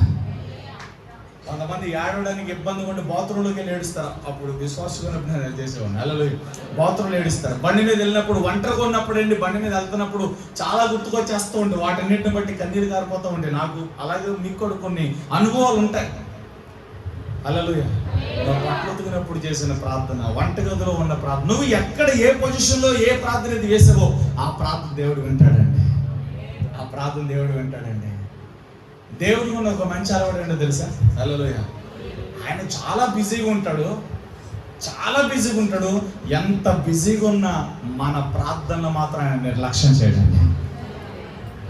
యేసుప్రభు చాలా బిజీ దేవుడు అండి. ఆయన ప్రపంచం అంతటికి రాజు. అయినా ఎంతో మంది ప్రజలు ఆయా భాషల నుండి, రకరకాల భాషల నుండి వాళ్ళు చేతులెత్తి వాళ్ళ ఆర్తనాదాలన్నీ దేవునికి, ఎంతమందిని ఒకటి గాయాలంటే కష్టం కూడా. మరి ప్రపంచం అంతటిని దేవుడు చాలా ఈజీగా సునాయాసంగా వారు ప్రార్థన వింటాడు అన్నమాట. అంటే ఎంత శక్తి కలిగిన దేవుడు మీరు ఆలోచించండి. హల్లెలూయా. హల్లెలూయా. చేతులు తెలియజేయండి. ఇప్పుడు మీకు భరోసా ఇవ్వడానికి నేను చెప్తున్నది ఏంటంటే, మీరు ఎప్పుడైతే ప్రార్థన చేశారో, ఎలాంటి పొజిషన్ ప్రార్థన చేసినా దేవుడు వెంటనే ఆ ప్రార్థన విని ఆ ప్రార్థన పక్కన ఒక డేట్ వేస్తాడు. మీకు చాలా సందర్భాలు చెప్పాను, నేను మరలా గుర్తు చేస్తాను. డేట్ వేస్తాడు. ఇప్పుడు ఒక బ్రదరు ప్రార్థన చేశాడు, ఆ ప్రార్థన పక్కన దేవుడు డేట్ వేసాడు. హల్లెలూయా. ఆ డేట్కి నీ సమస్య పరిష్కరించబడుతుంది. ఆ టైం వచ్చే వరకు నువ్వు ఎంత చించుకున్నా, ఎంత నొచ్చుకున్నా, వాళ్ళ దగ్గరికి వీళ్ళ దగ్గరికి పరిగెత్తి అందరి చేతులు వేపించేసి నీ జుట్టు అంతా ఓడగొట్టేసి గుండు కొట్టించేసుకుని గుండె అయిపోయినా, ఏ పాస్టర్ దగ్గరికి వెళ్ళినా, ఏ టీవీ స్పీకర్ దగ్గరికి వెళ్ళినా, ఎవరి దగ్గరికి వెళ్ళినా ఏమీ ఒరగదు నీకు. నీ స్థానిక దైవజనుడి దగ్గర, నీ దైవజనుడి దగ్గర జరిగించాల్సిన కార్యాలు దేవుడు జరిగిస్తాడు. ఇక్కడ మీకు అర్థం అవడానికి చెప్తాను, మిమ్మల్ని వచ్చి నొప్పింప చేయడానికి చెప్పట్లే నేను. హల్లెలూయా. దేవుడు చెప్తాను. దేవుడికి నువ్వు చేసే ప్రార్థన దేవుడు దాని పక్కన డేట్ వేసాడు. ఆ డేటు దేవుడు జ్ఞాపకం చేసుకుంటాడు అంతే. ఆ తారీఖు వచ్చే వరకు, ఆ రోజు వచ్చే వరకు, ఆ సమయం వచ్చే వరకు నువ్వు ఎంత చించేసుకుని దేవుడు కార్యం చేయడు. ఆ సమయం, ఆ డేటు వచ్చిన రోజున జరగాల్సిన కార్యం జరగక మానదు, ఖచ్చితంగా నెరవేర్చబడుతుంది. హల్లెలూయా. ఇప్పుడు స్పందన అనే కార్యక్రమాలు పెట్టారు, ఇప్పుడు కూడా ఉందనుకుంటా. సోమవారం మంగళం మనకి ఉన్న ఏదైనా సమస్య అర్జీ రూపంలో, కాగిత రూపంలో పెట్టి మన గవర్నమెంట్కి ఇచ్చినప్పుడు మీ సమస్య పలానా రోజుకి మేము పరిష్కరిస్తామని చెప్పి ఒక డేట్ ఇచ్చేస్తారు. అదో ఒక డేట్ ఇస్తారు. ఆ డేట్న మన సమస్య పరిష్కరించబడుతుంది. పరిశీలించబడిన తర్వాత సొల్యూషన్ వచ్చిన తర్వాత మరలా ఆన్లైన్ కాల్ వస్తుంది. ఏమండి మీరు ఈ అర్జీ పెట్టుకున్నారు, ఈ అర్జీ నెంబర్ ఇది, ఆ ఐడి నెంబర్ ఇది, మీ సమస్య పరిష్కరించబడింది, మీరు సాటిస్ఫై అయ్యారా, మేము చేసిన ఆ సొల్యూషన్, మేము ఇచ్చిన సమాధానం బట్టి మీరు తృప్తి చెందారా అని అడుగుతుంది. హల్లెలూయా. మీకు అర్థమైందా? ఓకే, ఐఎమ్ సాటిస్ఫై, నేను తృప్తి చెందానండి, నాకు సొల్యూషన్ దొరికింది అని మనం చెప్పినప్పుడు అది కొట్టివేయబడుతుంది. లేకపోతే ఇంకా విచారణ జరుగుతూ ఉంటది. ఈ లోక గవర్నమెంటే అంత నిక్కర్స్గా పనిచేస్తే, హల్లెలూయా, దేవుని గవర్నమెంట్, దేవుని దూతల గవర్నమెంట్ ఎంత నిక్కర్స్గా పనిచేస్తుందో ఆలోచించండి. హల్లెలూయా. నువ్వు చేసిన ప్రార్థన అర్జీ, హల్లెలూయా, నువ్వు పెట్టిన అర్జీ పక్కన దేవుడు డేట్ వేసాడు. హల్లెలూయా. ఇప్పుడు ప్రార్థన చేసావు, నెక్స్ట్ ఇయర్ ఇదే రోజు ఇదే సమయం అని చెప్పి దేవుడు డేట్ వేసాడు అనుకో, ఈ సంవత్సర కాలం దేవుడు నేను చూస్తూ ఉంటాడు. ఆ కార్యం జరిగే వరకు కూడా నువ్వు ఇప్పుడు ఏ భక్తితో ఉన్నావు, ఏ విశ్వాసంతో ఉన్నావు, ఏ పరిశుద్ధతో ఉన్నావో అదే పరిశుద్ధత, అదే విశ్వాసంతో అది పొందుకునేంత వరకు నువ్వు కనపడాలి.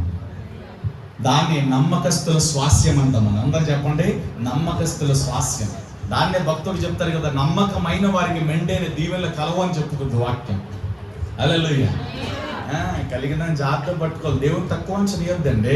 యేసు ప్రభు దగ్గరికి వచ్చిన ఆయా అందరిని దేవుడు చూశాడండి. వాళ్ళందరిని చూసి కలిగిన పడ్డాడండి. ఏమని తెలుసా? వీళ్ళందరూ కాపర్లు లేని గొర్రెల వలె ఉన్నారు, అయ్యో అని వారందరి మీద జాలి పడ్డాడంట దేవుడు.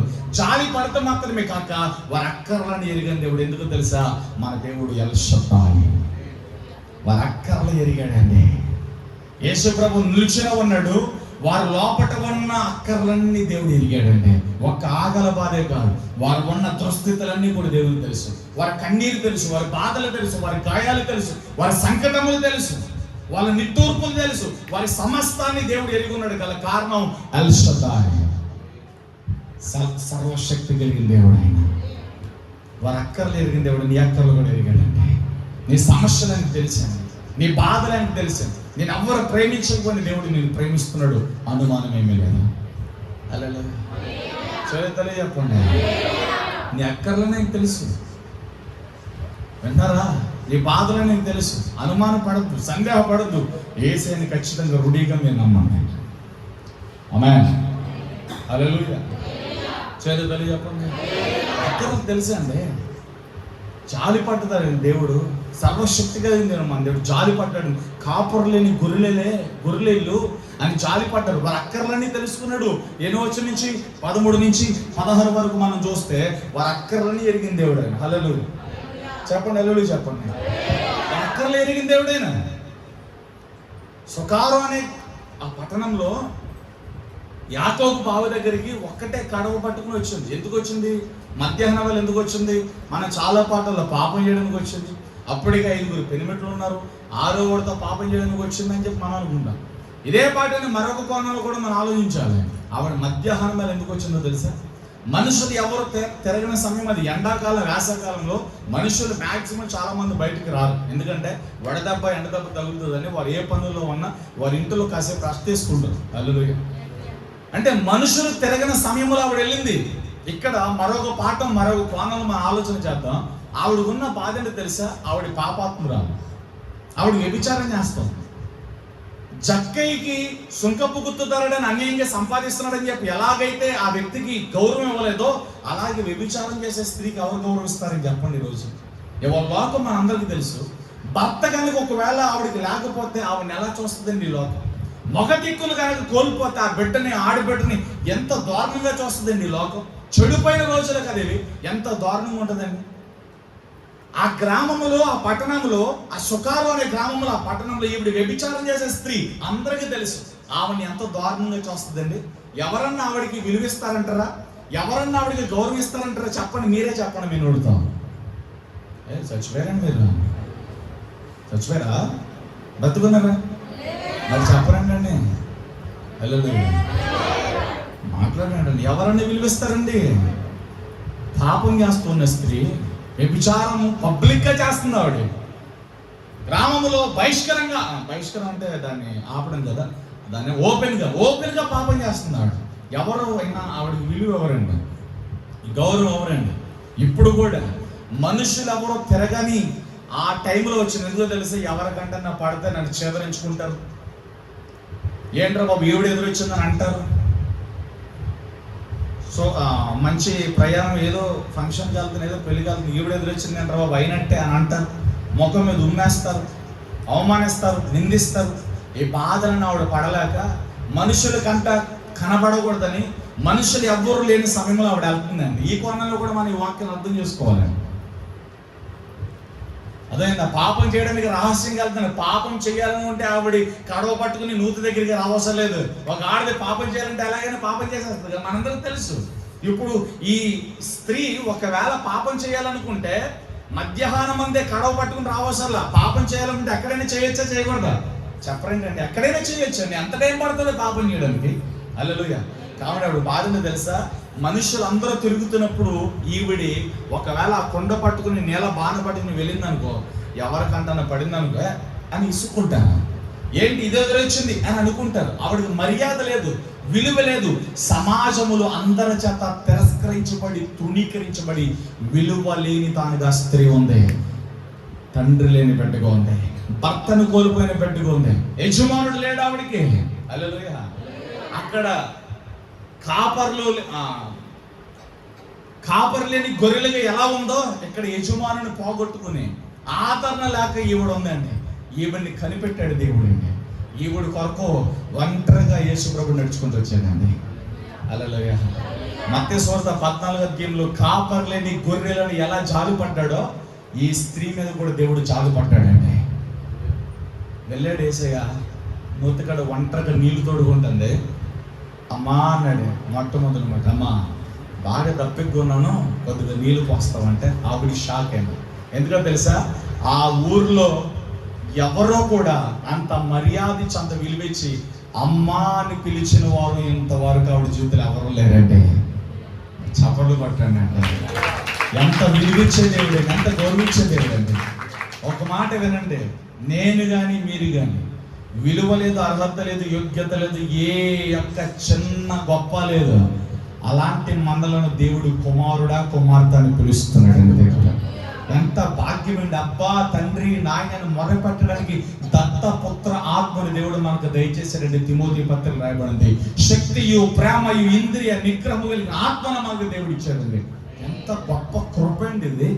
అర్హత లేని మనలను అర్హులుగా దేవుడు చేయలేదా? యేసు అనే పేరెత్తుటకు ఆవిడ దూరంలో ఉండాలి మనం. ఆ పేరు ఎత్తాయని 4 మంది కాదు, అంత పరిశుద్ధమైన నామం యేసు అంటే. యెహోవా అంటే అది పరిశుద్ధమైన నామం, దేవదూతలు పలికే నామం. పాపము లేని నోరు మాత్రమే ఆ నామాన్ని ఎత్తాలి. మనం పాపాత్ములు, దౌర్భాగ్యులు. అలాంటి మనము యేసు అని, యెహోవా అని, తండ్రి అని, అబ్బా అని, నాయన అని మొరపెట్టడానికి అర్హత లేని మనల్ని దేవుని కృప అర్హులుగా మార్చేసింది. యేసు అనే నామము పరిశుద్ధమైనది, యెహోవా అన్న నామం పరిశుద్ధమైనది. నేను ఎప్పుడో చాలా కాలం కిందట విన్నా, పరిశుద్ధాత్మ ప్రేరణతో బైబిల్ గ్రంథాన్ని రాసిన భక్తులు, ఆనాటి ప్రవక్తలు యెహోవా ది లార్డ్, యెహోవా అని మాట బైబిల్లో రాసినప్పుడంట, ఆ మాట రాయక ముందు యెహోవా అనే మాట రాయాల్సి వచ్చినప్పుడు ఆ పెన్ను ఆ పేపర్ అక్కడ వదిలిపెట్టి పక్కన ఉన్న నీటిలో మునిగొచ్చేవాళ్ళంట. మునిగొచ్చిన తర్వాత మరలా యెహోవా అనే పేరు రాసేవాళ్ళంట. మరలా వాక్యం రాసుకుంటూ వెళ్ళేవాళ్ళు మరలా కింద లైన్లోనో ఆ పక్కన మరలా ది లార్డ్, ప్రభువా యెహోవా అని రాయాల్సి వస్తే, సైన్యములకు అధిపతి అని రాయాల్సి వస్తే మరలా పెన్ను పేపర్ అక్కడ వదిలిపెట్టి మరలా వెళ్ళి నీటిలో మునిగొచ్చేవాళ్ళంట. అంటే ఇదంతా ఎందుకు చెప్తాను, ఇది నేను ఎప్పుడో చాలా కాలం కిందట విన్నా, అందుకే గుర్తుకొచ్చింది. అంటే అంత పవిత్రమైన పేరు అది, అంత పరిశుద్ధమైన పేరు. రాసే విషయంలో కూడా నేటి ప్రవక్తలు చాలా జాగ్రత్త తీసుకున్నారండి. ఈరోజు ఆ పేరు యొక్క వాల్యూ, ఆ నామం యొక్క వాల్యూ మనకు తెలియట్లా. అది చాలా శక్తి కలిగిన పేరు. అది చచ్చిపోయారు. హల్లెలూయా. యెహోవా, యేసు, పరిశుద్ధాత్ముడు అనే పేరు చాలా శక్తి కలిగిన పేరు, పవిత్రమైన పరిశుద్ధమైన పేరు. హల్లెలూయా. ఆవిడ్ని యేసు ప్రభు పిలిచాడు, అమ్మా అని పిలిచాడు. షాక్ ఆవిడ. ఆ గ్రామంలో అంత విలువిచ్చిన వాళ్ళు ఎవరు లేరు ఆవిడకి, అంత ప్రేమ చూపున వాళ్ళు ఎవరు లేరు. అంత మాత్రమే కాక కొద్దిగా దప్పికగా ఉన్నాను, నీళ్లు పోస్తామని అడిగాడు. ఈవిడ చూసింది, యేసు ప్రభుని చూడగానే ఆయన వేసుకున్న అంగీని బట్టి యూదుడే అని అర్థమైంది. యూదులు ఎవరో కూడా పరిసయ్యులతో సాంగత్యం చేయరు. హల్లెలూయా. పాపులాళ్ళు పరిసయ్యులు అంటే ఆవిడ ధోరణి పెట్టేవాళ్ళు. సుంకరులు పరిసయ్యులు ఎదురైతే యూదులు ఒప్పుకునే అడుపారా మమ్మల్ని అంటుకోమాకరని అంటరాని వాళ్ళతో చూసేవారు. ఆ రోజుల్లో పరిసయ్యుల్ని సుంకరుల్ని ఆనాటి యూదులు.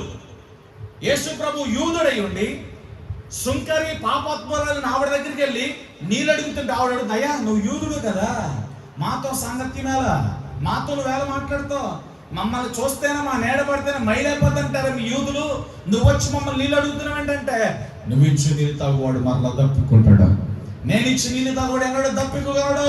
హల్లెలూయా. దేవుడే మొదలెట్టాడు పాటను. అక్కడ ఏంటి నీ పెనిమిటాడు పిలువంటే ఆవిడ చెప్తుంది, నా పెనిమిటి పోయాడు, చచ్చిపోయాడు, నువ్వు సత్యమే చెప్పింది కానీ 5 ఉన్నారు, ఇప్పుడు మరొకడితో నువ్వు కలవడానికి వచ్చావు, 6వ పెనిమిటి. వాడికి అర్థమైంది వీళ్ళందరిని బట్టి నువ్వు సంతోషంగా ఉన్నావా, అరే హ్యాపీ అని అడిగాడు దేవుడు. హల్లెలూయా. లేదు ప్రభా నేను సంతోషంగా. దేవుడు చెప్తున్నాడు ఈ 5 పెనిమిటలు ఇప్పుడు ఇంకొకడు 6 వీళ్ళెవ్వరు నీతో శాశ్వతంగా ఉంటారు. నువ్వు ఇచ్చే నీళ్ళు తాగువాడు మరల మళ్ళీ తప్పుకుంటాడు. నీ పాపాలని క్షమిస్తున్నా, నేను నీకు దప్పికి తీరుస్తా, నేను నీకు నీటిని ఇస్తాను, నా నీళ్లు తాగు, నాలో ఉన్న జీవం నీళ్ళకి వస్తుంది. యేసు ప్రభు ఆవిడని క్షమించాడు, చేర్చుకున్నాడు. కాపరి లేని ఆవిడికి కాపరిగా ఉన్నాడు, భర్త లేని వాడికి భర్త, భరించేవాడు, చేర్చుకున్నవాడు, క్షమించేవాడు, ఎత్తుకుని నడిపించేవాడు భర్త. హల్లెలూయా. విలువ మర్యాద లేని ఆవిడికి విలువను మర్యాదనిచ్చి, భర్తను కోల్పోయి సర్వస్వాన్ని కోల్పోయిన ఆవిడికి, కాపరైన ఆవిడికి ఆవిడ మీద జాలిపడి దేవుడు వెళ్ళి ఆవిడ అక్కర్లని ఎరిగి ఆవిడికి తోడుగా ఉన్నాడు. అక్కడ క్షమించాడండి. ఆనందం వచ్చేసింది, సంతోషం వచ్చేసింది. కొండ అక్కడ పడేసింది, పరిగెత్తుకుంటూ తన పట్టణానికి వెళ్ళింది, ప్రజలందరినీ పోగు చేసింది.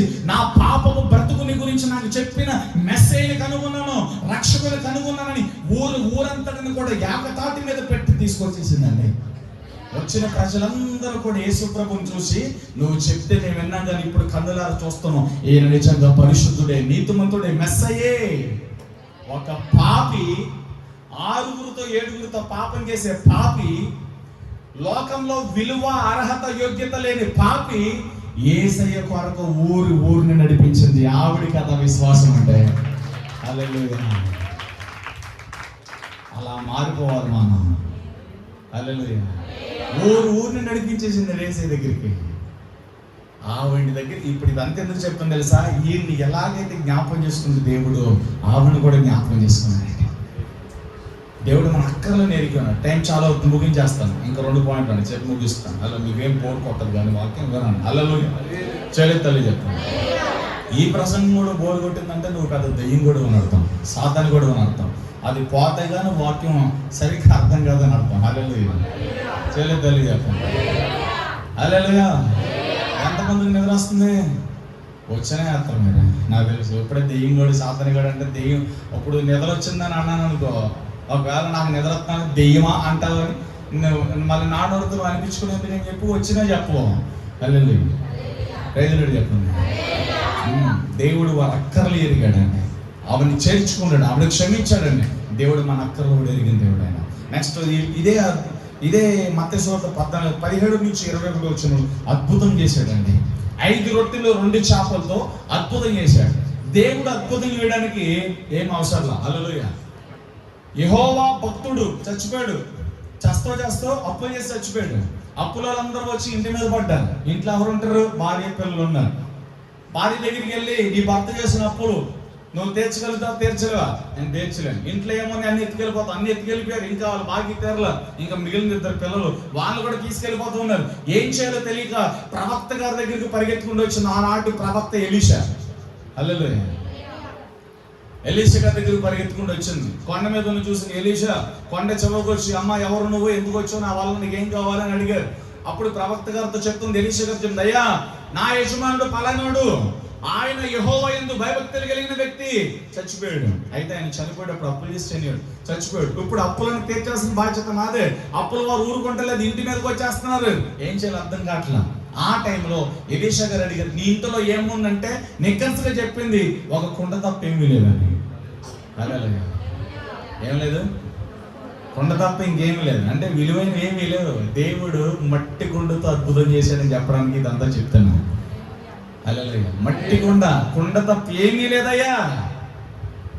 అది ఏ కొండ ఉండాలి తెలుసా? ఖాళీ కొండ. ఇప్పుడు ఇక్కడ ఒక పాట నేర్పించిన, నీ జీవితంలో నా జీవితంలో అద్భుతము జరగాలి అంటే కొండ అనే హృదయములో, కొండ అనే విశ్వాసములో స్వనీతి, సొంత జ్ఞానం, సొంత పాపాలు, లోపట ఉన్న రహస్య పాపాలు, లోపట ఉన్న మురికి, నీ స్వనీతులు, నీ సొంత జ్ఞానాలు ఏమైతే లోపల ఉన్నాయో అవన్నీ తీసేసి ఖాళీగా దేవుని దగ్గరకు వస్తే అద్భుతం జరుగుతుంది. నీకు విషయార్థమైనా? నీ ప్రార్థన దేవుడు వినాలి అంటే, నీ కన్నీరు దేవుడు తొడవాలి అంటే, దేవుడు అద్భుతం చెయ్యాలి అంటే లోపల ఏమైతే ఉంచుకున్నా అవన్నీ తీసేయి. ఒట్టిగా రా. దేవుడు ఒట్టిగా ఉన్న నిన్ను తన ఆత్మతో అద్భుతాలతో నింపుతాడు.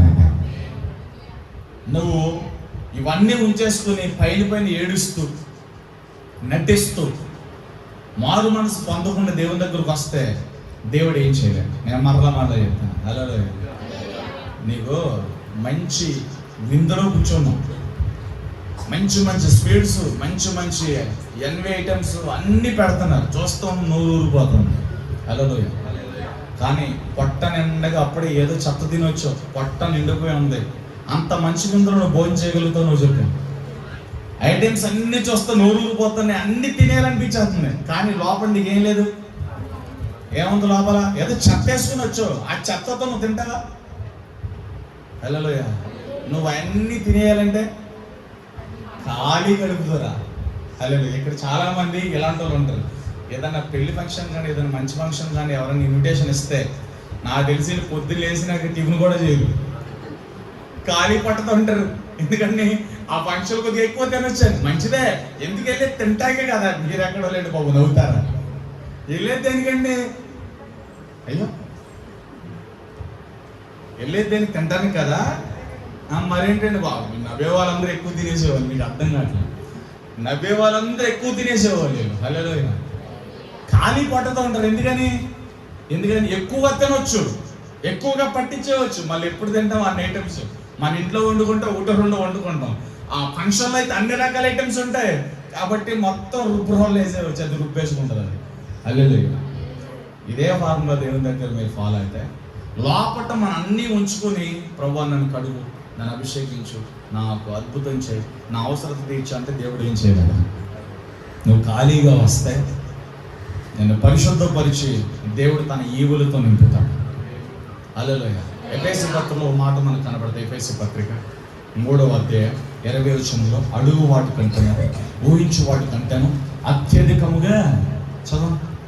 ఎఫెసీ పత్రిక 3:20 వచనం, మన అడుగు వాటి కంటే, ఊహించు వాటి కంటే అత్యధికముగా చేయగల, అండర్లైన్ చేయండి, ఎల్ షదాయ్, శక్తి కలిగిన దేవుడు ఆయన. టాపిక్ల నుంచి బయటికి వెళ్ళొద్దు. హల్లెలూయా. అడుగు వాటి కంటే, ఊహించు వాటి కంటే అత్యధికంగా ఇచ్చే ఎల్ షదాయ్, సర్వశక్తి కలిగిన దేవుడు ఆయన. హల్లెలూయా. అద్భుతం కావాలా, స్వస్థత కావాలా, విడుదల కావాలి, ఏది కావాలన్నా తండ్రి దేవుడు అద్భుతం చేస్తారు. ఖాళీగా రా. ప్రవక్త గారి దగ్గరికి వచ్చినప్పుడు నీ ఇంట్లో ఏముందంటే కుండ ఉంది. అదేం కుండ అంటే ఆవిడ చెప్పింది అది నూనె కుండయా, అయితే నూనెమీ లేదు, అది ఖాళీ, ఎంప్టీ. హల్లెలూయా. ఓకే, మేము ఇంటికి వెళ్ళిపో, ఆ కుండ పక్కన కూర్చొని ప్రార్థన చేసి ఇంటి పక్కల ఉన్న వాళ్ళందరి కుండలో ఎరుగొచ్చేసుకో, ప్రార్థన చేసి వెళ్ళు. ఆ కుండలో నుంచి నూనె ఓటు వస్తుంది. వచ్చినట్టుగా నీకు ఎన్ని కుండలు తెచ్చుకుంటా, అన్ని కుండలు తెచ్చినా నింపేసుకో. ప్రవక్త గారు ఒక సమాధానాన్ని ఇచ్చి, ఒక సొల్యూషన్ ఇచ్చి పంపించింది.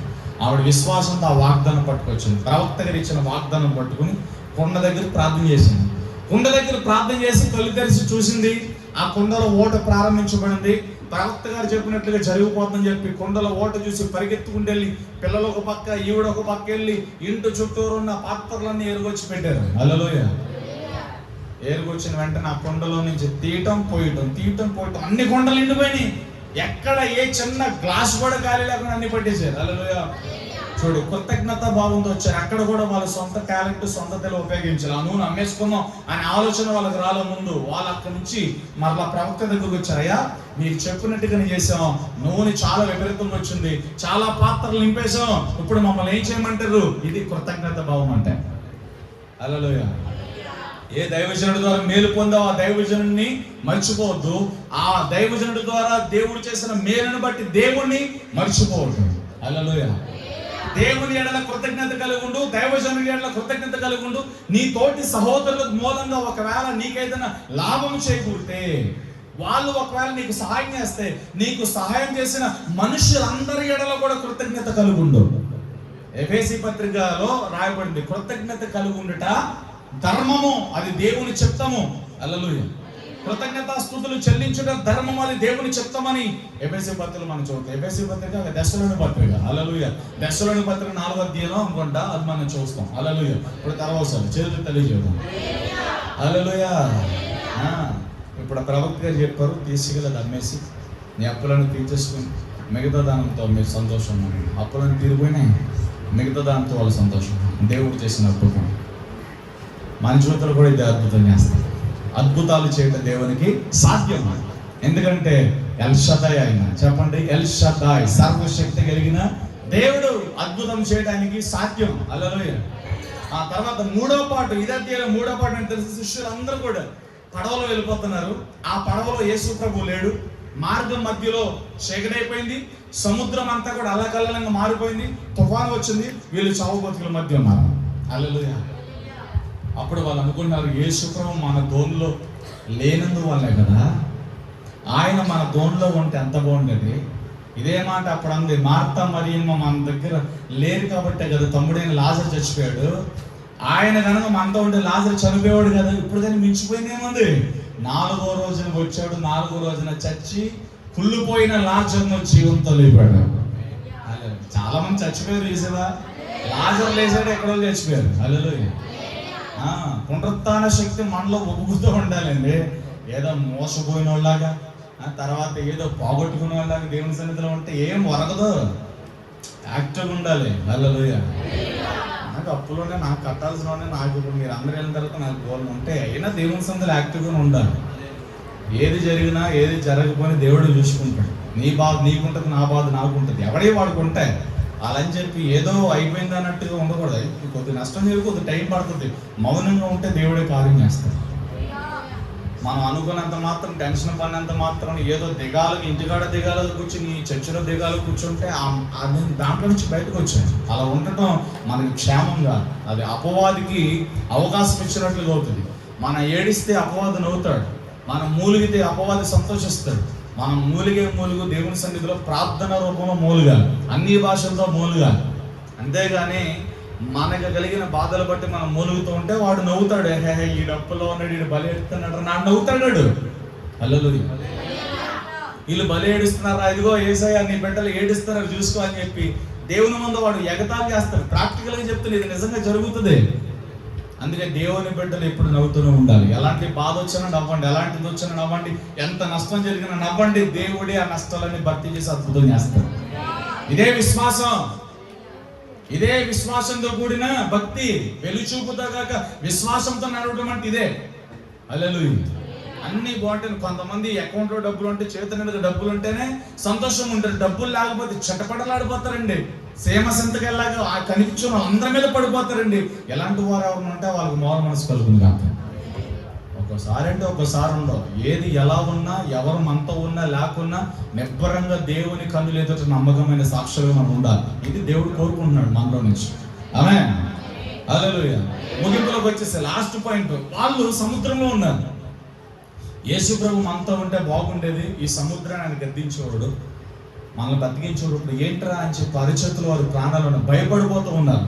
మునిగిపోయే పరిస్థితి వచ్చింది. ఆ టైంలో ఎగ్జాక్ట్గా రైట్ టైంలో, కరెక్ట్ టైంలో యేసు ప్రభు నడుచుకుంటూ వచ్చేసాడండి. మనం ఎంత మూలిగినా ఆయన ఎప్పుడు రావాలో, ఆయన సమయం ఎప్పుడైతే వస్తుందో అప్పుడే ఆయన వస్తారనమాట. కరెక్ట్ టైంకి వచ్చి తెల్లటి వస్త్రాలు నడుచుకుంటూ వచ్చేసాడు. ఈ సముద్రంలో అలలు కట్టింటూ ఊగుతుంటే ఇదొక భయం. దూరం నుంచి యేసు ప్రభువుని చూసి పోతామో దెయ్యం అని చెప్పి వాళ్ళు భయపడిపోతున్నారు. ఇదొక భయం.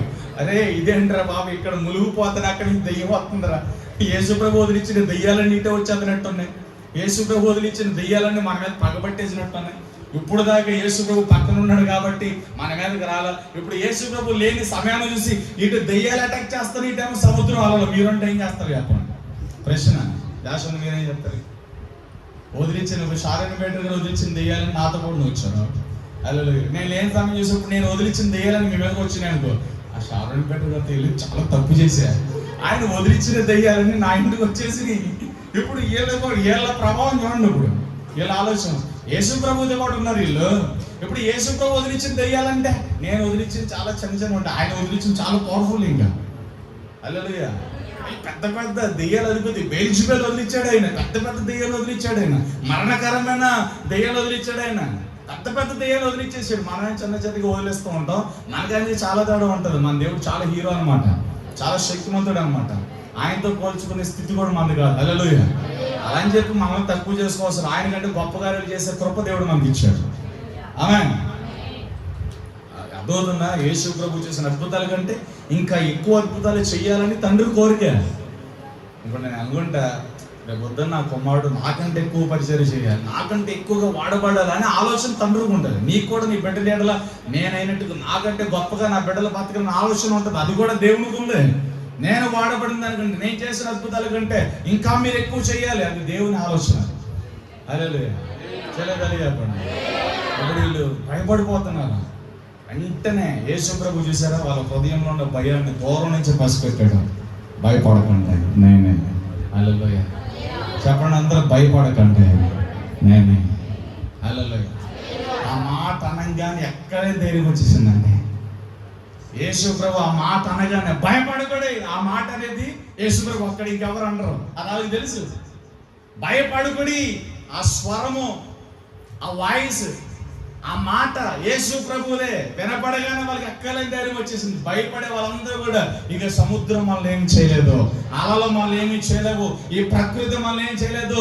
ఇదిగో దేవుడు వచ్చేసాడు, సర్వశక్తిమంతుడు ఎల్ షదాయ్ వచ్చేసాడు. వచ్చేసింది. మునిగిపోయే పేతురు, అమ్మో నాయన పేతురు, ప్రభువా నేను కూడా నీటి మీద నడుస్తాను. ఎంత ఉల్లాసం వచ్చేసిందో చూడండి అండి. అద్భుతం కదా. హల్లెలూయా. భయపడే పేతురు, నీవే అయితే నేను కూడా నీతో కూడా వస్తాను ప్రభువా. దాన్నే ఉంది పేతురు, నడు. హల్లెలూయా. టక్క టక్క టక్క 4 అడుగులు వేసాడు. యేసు ప్రభు కళ్ళల్లో చూసి నడిచేసాడు. గాలి వైపు చూడగానే మునిగిపోయాడు. ప్రభువా చేయించాడు. దేవుడు ఎంత కృప కలిగినాడు చూడండి. అల్ప విశ్వాసాన్ని నవ్వుకుని చేయి పట్టుకుని లేపాడు పేతుర్ని. హల్లెలూయా. ఈ మాట ఎందుకు చెప్తాను తెలుసా? వారి గమ్యం దేవుడి ఉన్నాడండి. వారి గమ్యంలో వచ్చిన తుఫాన్ని అణచివేసి చేర్చబడాల్సిన గమ్యానికి చేర్చాడు. లాస్ట్ పాయింట్ రాసుకోండి, నువ్వు చేరాల్సిన గమ్యం దేవుడు నేను తీసుకెళ్తాడు. హల్లెలూయా. ఎన్ని పాయింట్లు రాశారు? ఫస్ట్ మాట ఏంటో చెప్పండి. ఎల్ షదాయ్ సర్వశక్తి కలిగిన దేవుడు ఏం చేస్తాడు? వాగ్దానాన్ని జ్ఞాపకం చేసుకుంటాడు. శారా అబ్రహాం జీవితంలో జరిగింది. హల్లెలూయా. తర్వాత కాపర్లేని గొర్రెలుగా ఉన్నామని మన మీద జాలి పడ్డాడు. 3వ పాఠం, మన అక్కర్లని ఎరిగిన దేవుడు. మత్తయి సువార్త 14:13-16 ప్రకారం మన అక్కర్లు ఎరిగిన దేవుడు 3వ పాఠం. 4వ పాఠం, అద్భుతం చేసే దేవుడైన 5 రొట్టెలు 2 చేపలు అద్భుతం చేశాడు కదా, మన బ్రతుకులు కూడా అద్భుతాలు చేశాడు. ఎన్నో పాఠం? ఎన్ని? ఫస్ట్ పాఠం ఏంటి చెప్పండి. ఎల్ షదాయ్ పాఠం కాదు, అది టైటిల్. అది వాగ్దానం జ్ఞాపకం చేసిన దేవుడు. 2వ పాఠం,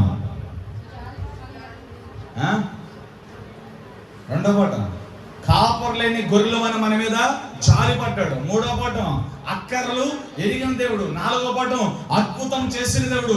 5వ పాఠం, ఆఖరి పాఠం, దరికి చేర్చే దేవుడైనా, ఆదరించే దేవుడైనా. వాళ్ళు భయపడిపోతుంటే వాళ్ళు ఆదరించాడు, దరికి చేర్చాడు. 5వ పాఠం ఆదరించాడని రాసుకోండి. 6వ పాఠం, దరికి చేర్చిన దేవుడు. కష్టం వచ్చినప్పుడు దేవుడు మనల్ని ఆదరిస్తాడు. ప్రతికూలత మన బ్రతుకులు ఉన్నప్పుడు దేవుడు మనం ఆదరిస్తాడు. యెషయా ప్రవక్త అంటాడు కదా, ఒకరి తల్లి ఆదరించినట్లుగా వాడిని దేవుడు ఆదరిస్తాడు. హల్లెలూయా. తల్లి చెప్పండి, నన్ను ఆదరించాడండి. వాళ్ళు భయపడిపోతూ ఉండగా నేనే భయపడకూడి అన్న మాట ఆదరణకు సూచన, భరోసాకు సూచన. నేను వచ్చేసాను, భయపడద్దేగా, నేను చూసుకుంటా తుఫాన్ని. హల్లెలూయా. భరోసా, ఆదరణ. హల్లెలూయా. చూడండి, చిన్న పిల్లలకి ఆదరణ, భరోసా ఎవరో తెలుసా? తల్లిదండ్రులు. వాళ్ళు ఎంత దూరం ప్రయాణం చేసినా, చీకట్లో ఒకవేళ పడుకున్నప్పుడు లైట్ తీసి పడుకున్నా, పక్కన వాళ్ళ అమ్మ మీద వాళ్ళ నాన్న మీద చెయ్యకాలించి పడుకుంటారు. ఆ చిన్నపిల్లలకి ఎందుకు భయం ఉండదంటే, మా డాడీ మమ్మీ ఉన్నారు కదా, నాకేమీ కాదు అనే ఆదరణ, అనే దాన్ని ఏమంటారు, భరోసా ఉంటుంది అనమాట. అలాగే మనం కూడా అంతే. ఎలాంటి అప్పుల పరిస్థితులు, అనారోగ్య పరిస్థితుల్లో, నువ్వు ఏ పరిస్థితుల్లో నష్టపోయి ముందుకెళ్తున్నా ఆ పరిస్థితుల్లో నమ్మాల్సిన భరోసా తెలుసా? దేవుడు నీకు తోడుగా ఉన్నాడు. దేవుడు నేను ఆదరిస్తాడు. భయపడుకుని నేనే భయపడొద్దని దేవుడు చెప్తున్నాడు. ఆదరించాడు. 5వ పాయింట్. హల్లెలూయా. 6వ పాయింట్. ఆదరించి అక్కడ తుఫాను మధ్య చెక్కబడిన వారి నావని గమ్యానికి దేవుడు చేర్చాడు. ఎల్ షదాయ్, సర్వశక్తి కలిగిన దేవుడు నేను గమ్యానికి చేర్చే దేవుడు ఆయన. హల్లెలూయా. అనుమానం ఏమీ లేదు, సందేహపడాల్సిన అవసరం లేదండి. హల్లెలూయా. నీకేం తెలుసు పాస్టర్ గారు, మీకు అప్పులు లేవు, అవి లేవు, ఇవి లేవు, మా బాధలు ఏం తెలుసు? నీకంటే ఎక్కువ పడి వచ్చింది. నీకంటే ఎక్కువ పడి వచ్చింది. అప్పులు ఉన్నప్పుడు ఎలా ఉండదో తెలుసు. ఆ తల్లిదండ్రులుగా అప్పులు ఉన్నప్పుడు వాళ్ళు పడిన బాధలు మేము చూసాం. ఇప్పుడు స్టిల్ నాకు కొన్ని అప్పులు ఉన్నాయి. అప్పుల బాధ నాకు తెలుసు. మనుషులందరూ వదిలిపెట్టినప్పుడు ఒంటరి బాధ ఎలా ఉంటుందో నాకు తెలుసు.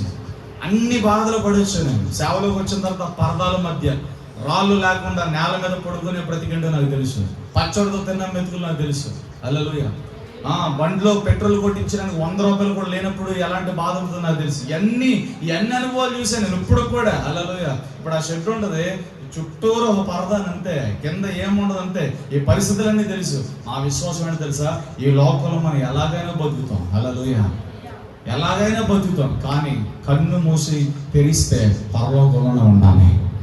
అక్కడ బంగారు బిల్లు మనకు ఉంది. ఈ లోకంలో ఏముంది? ఈ లోకంలో ఏమున్నా లేకున్నా ఇక్కడ ఎలాగైనా బ్రతికేస్తాం. కానీ మనం అక్కడ బ్రతకాలి. ఇది విశ్వాసం. హల్లెలూయా. మీకేం తెలుసు పాస్టర్ గారు, బాగానే చెప్తారు అనుకోవద్దు. అన్ని పడవచ్చు. నేను చాలా పాఠాలు తెలుసు నాకు. హల్లెలూయా. ఇదే విశ్వాసంతో చెప్తున్నా. దేవుడు నమ్మదగిన వాడు. ఆ రోజు నుంచి ఈ రోజు వరకు దేవుడు ఎప్పుడు ఎక్కడ మమ్మల్ని విడిచిపెట్టలేదు. ఈ రోజుకి చేపట్టుకుని నడిపిస్తున్నాడు. ఎల్ షదాయ్. అబ్రహాము చేయబట్టుకున్న దేవుడు ఇస్సాకు చేయబట్టుకున్నాడు. నిబంధన స్థిరపరిచాడు. ఇప్పుడు అబ్రహాంతో చేసిన నిబంధన స్టిల్ నీ జీవితంలో, నా జీవితంలో దేవుడు జరిగిస్తాడు. దేవుడు నమ్మదగిన వాడ. ఈ మాటలను పరిశుద్ధాత్మడు మన బ్రతుకులు స్థిరపరచుగాక. అందరూ లేచి నిలబడుతున్నాం. Thank you.